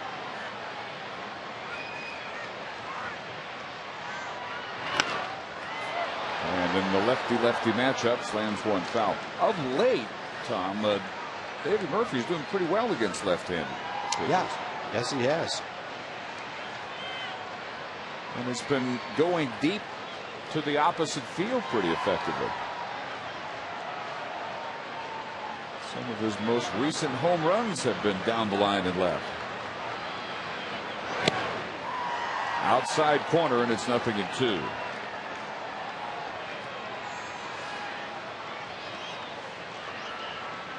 Oliver with the best ERA on the Angel staff, 2.67. 32 of his last 37 outings have been scoreless. In whole opportunities, he's 16 for 17. He's already picked off one man, Bourbon, to end the seventh. Going after Elvis Andrus here.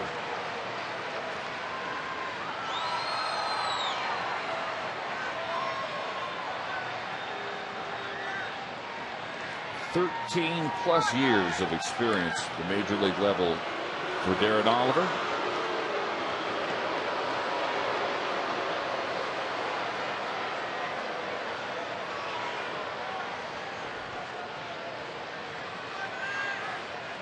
Some of his very best work at the major league level right here in Arlington. As Murphy reaches out, pokes that one into the seats to stay alive. In particular, his 1996 season, 14-6, helping the Rangers to their first ever AL West championship. And he gets Murphy fishing for out number one. Very similar pitch to the one he got Chris with, leading off the seventh inning. Kind of a sweeping, a little bit of a sidearm breaking ball. Almost the same pitch, not quite as far outside, but it broke the same way. So one out, and here's Bird, who was twice grounded to third, in between work to walk. 3 for his last 23. Morales over for a quick word. Oliver, originally a Ranger draft pick, third round of 1988. Part of the franchise for 10 years. Deadline day 1998, July 31st, sent to the Cardinals along with Fernando Tatis and Mark Little.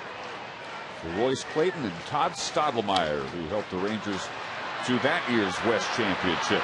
5-4-3. Marlon Byrd ends the eighth with a double play, and we look for Frank Francisco to work the ninth. It'll be Guerrero, Hunter, and Morales, with the Rangers leading 3-2.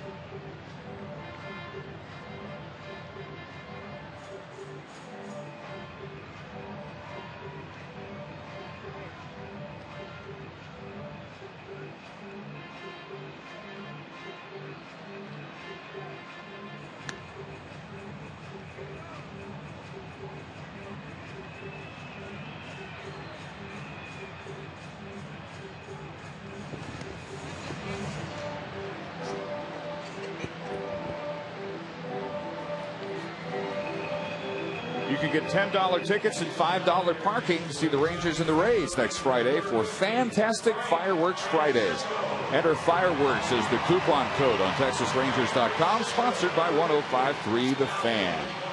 Dave Barnett with Tom Grieve. The Rangers 3 outs away from ending their 5-game losing streak. Gaining a game on the Angels, getting back within 6.5 of the AL West lead. And psychologically, there's really no way to measure what this could do for a team as frustrated as the Rangers have been. 1 run in this 5-game losing streak. Back-to-back shutouts twice. Frank Francisco has the game on his shoulders now. Out for his 23rd save in his 47th appearance. If he gets it, he will have earned it. He's got Vladimir Guerrero, Torrey Hunter, and Kendry Morales. Guerrero 1 for 3, a single back in the 4th. Torrey Hunter also 1 for 3. He drove in the first LA run in the 4th. Morales is 0 for 3. Has yet to get a ball out of the infield.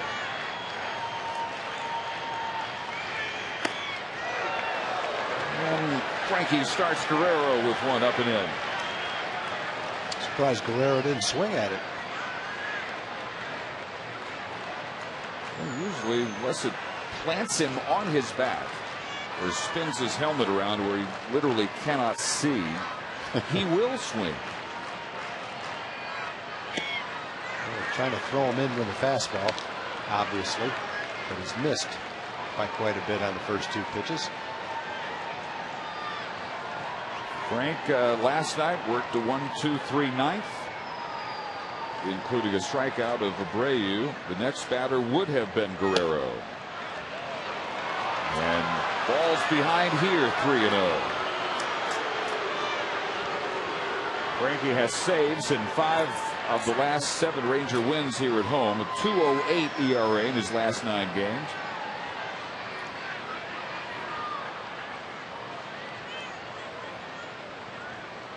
Tenth in the league with 22 saves. 3-0 taking all the way.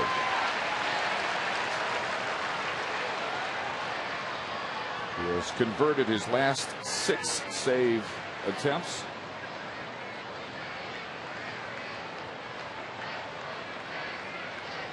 Scored on in only 7 of his last 46. Fouled off the fist and is back to 3-2. He got that fastball in on the fist. Guerrero's lucky he didn't hit that and put it in play. It wouldn't have gone anywhere.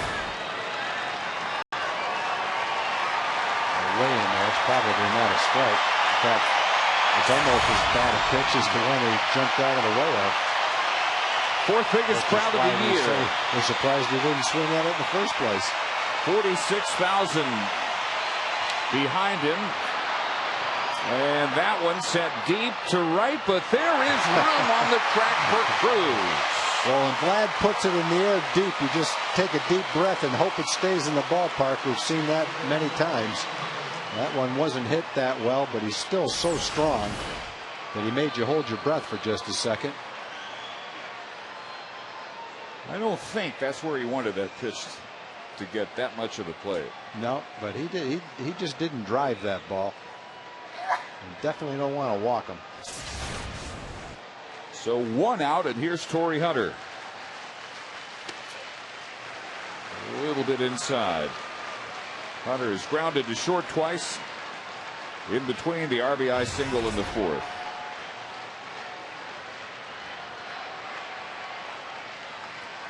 No matter what happens here, he will be able to go back to his off-season home with Prosper. And there's a strike, 1-1. Native of Deion Sanders in Collin County. 2nd year with the Angels after 10 with Minnesota. 4 of which ended with playoff berths. Trying to get the Angels there again. Outside, 2-1.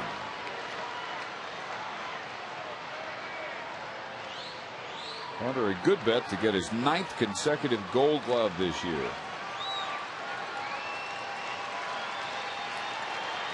He has one more than Kirby Puckett won in his years with the Twins. He had 7.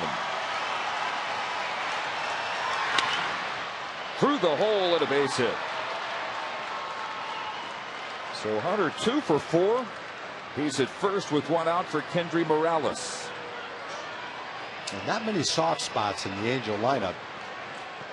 You get to the bottom of the lineup and you say, okay, here's an easy part of the lineup, but you don't see easy hitters to get out. Throughout the lineup, there's a lot of guys that can do different things. Guys that can run, guys that have power, guys who are big on base percentage guys. A little bit of everything, a well-balanced lineup for the Angels. Morales is grounded to first, struck out, and lined to first. Double play would end it.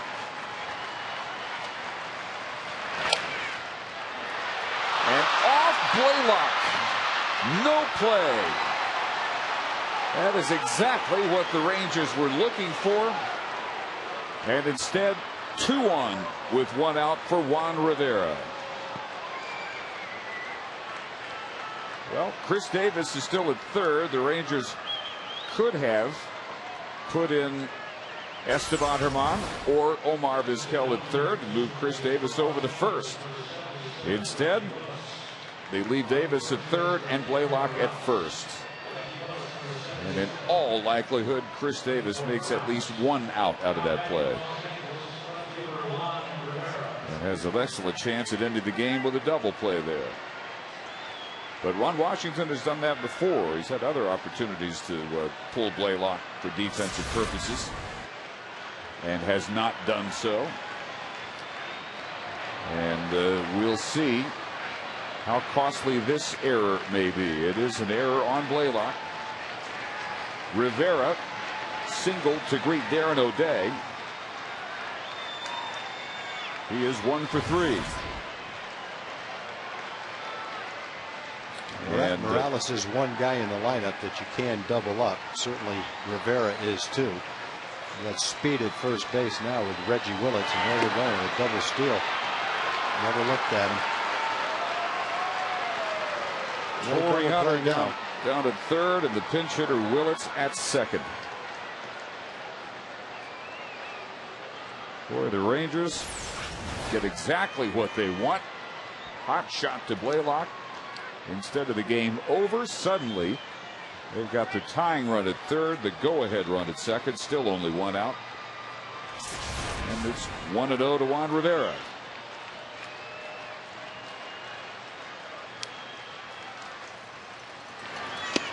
And no doubt when Ron Washington is asked about it, no matter how this game winds up, he will say something to the effect that I've got confidence in all my players.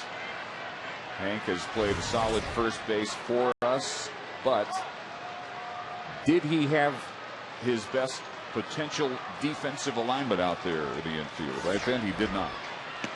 That would be Chris Davis at first and either Vizquel or Herman at third. They're going to go ahead and walk Rivera and load the bases with 1 out and hope they can get a double play ball out of Kendrick. At the very least, they'll have the force at every base. And Mike Maddox will come out to discuss all the various possibilities. Well, Rivera is a big run producer for the Angels. He gets important hits. It sets up a force out anywhere, including home, if it's a slowly hit ball. Kendrick runs pretty well. But nevertheless, it's set up now to try to get that ground ball to turn a double play.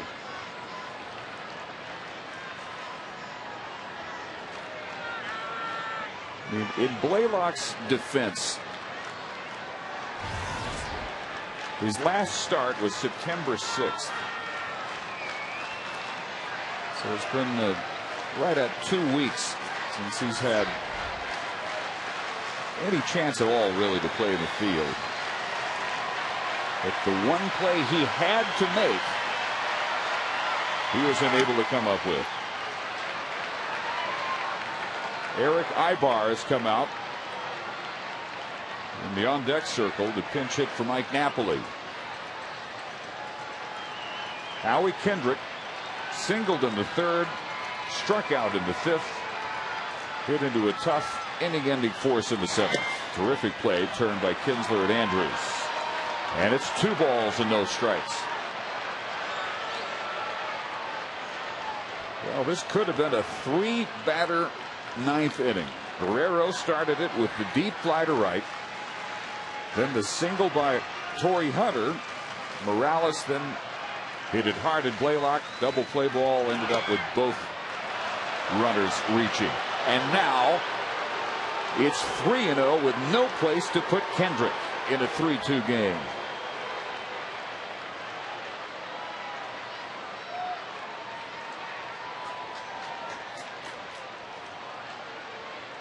It simply cannot get any more difficult for Frank Francisco.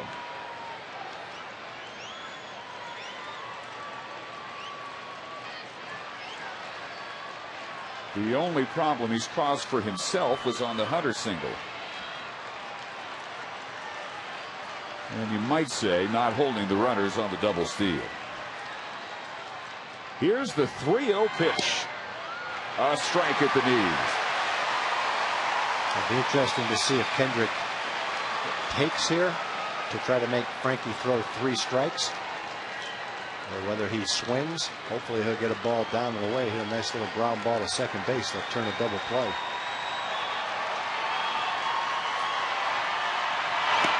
Taken all the way. 3-2. I think that's a smart thing to do in that situation. Pitcher's gone to 3-0, tying run at third. Kendrick's a guy that makes pretty good contact.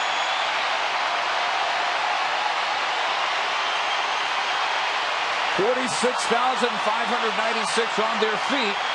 4th largest crowd of the year. The 3-2 pitch is grounded. And the out at second. On to first. Double play.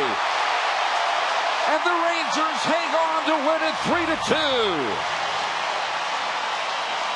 Frank Francisco overcoming big problems in the 9th inning for his 23rd save, and I don't know if any have been tougher than this one.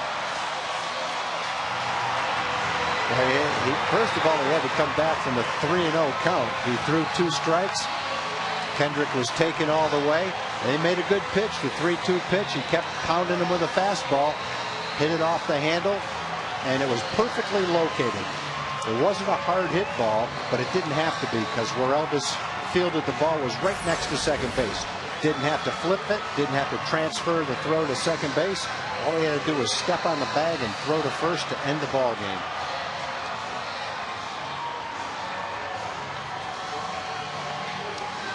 Howie Kendrick's 7th double play grounder of the year. And from the Rangers standpoint, it could not have been more tailor-made. Infielder with the best hands out there, Elvis Andrews, throws a strike to Blaylock. And with the bases loaded and a 3-0 count, Ron Washington could not have liked the Rangers' odds very much, but his decision to leave Blaylock out there at first and Davis at third does not cost the Rangers.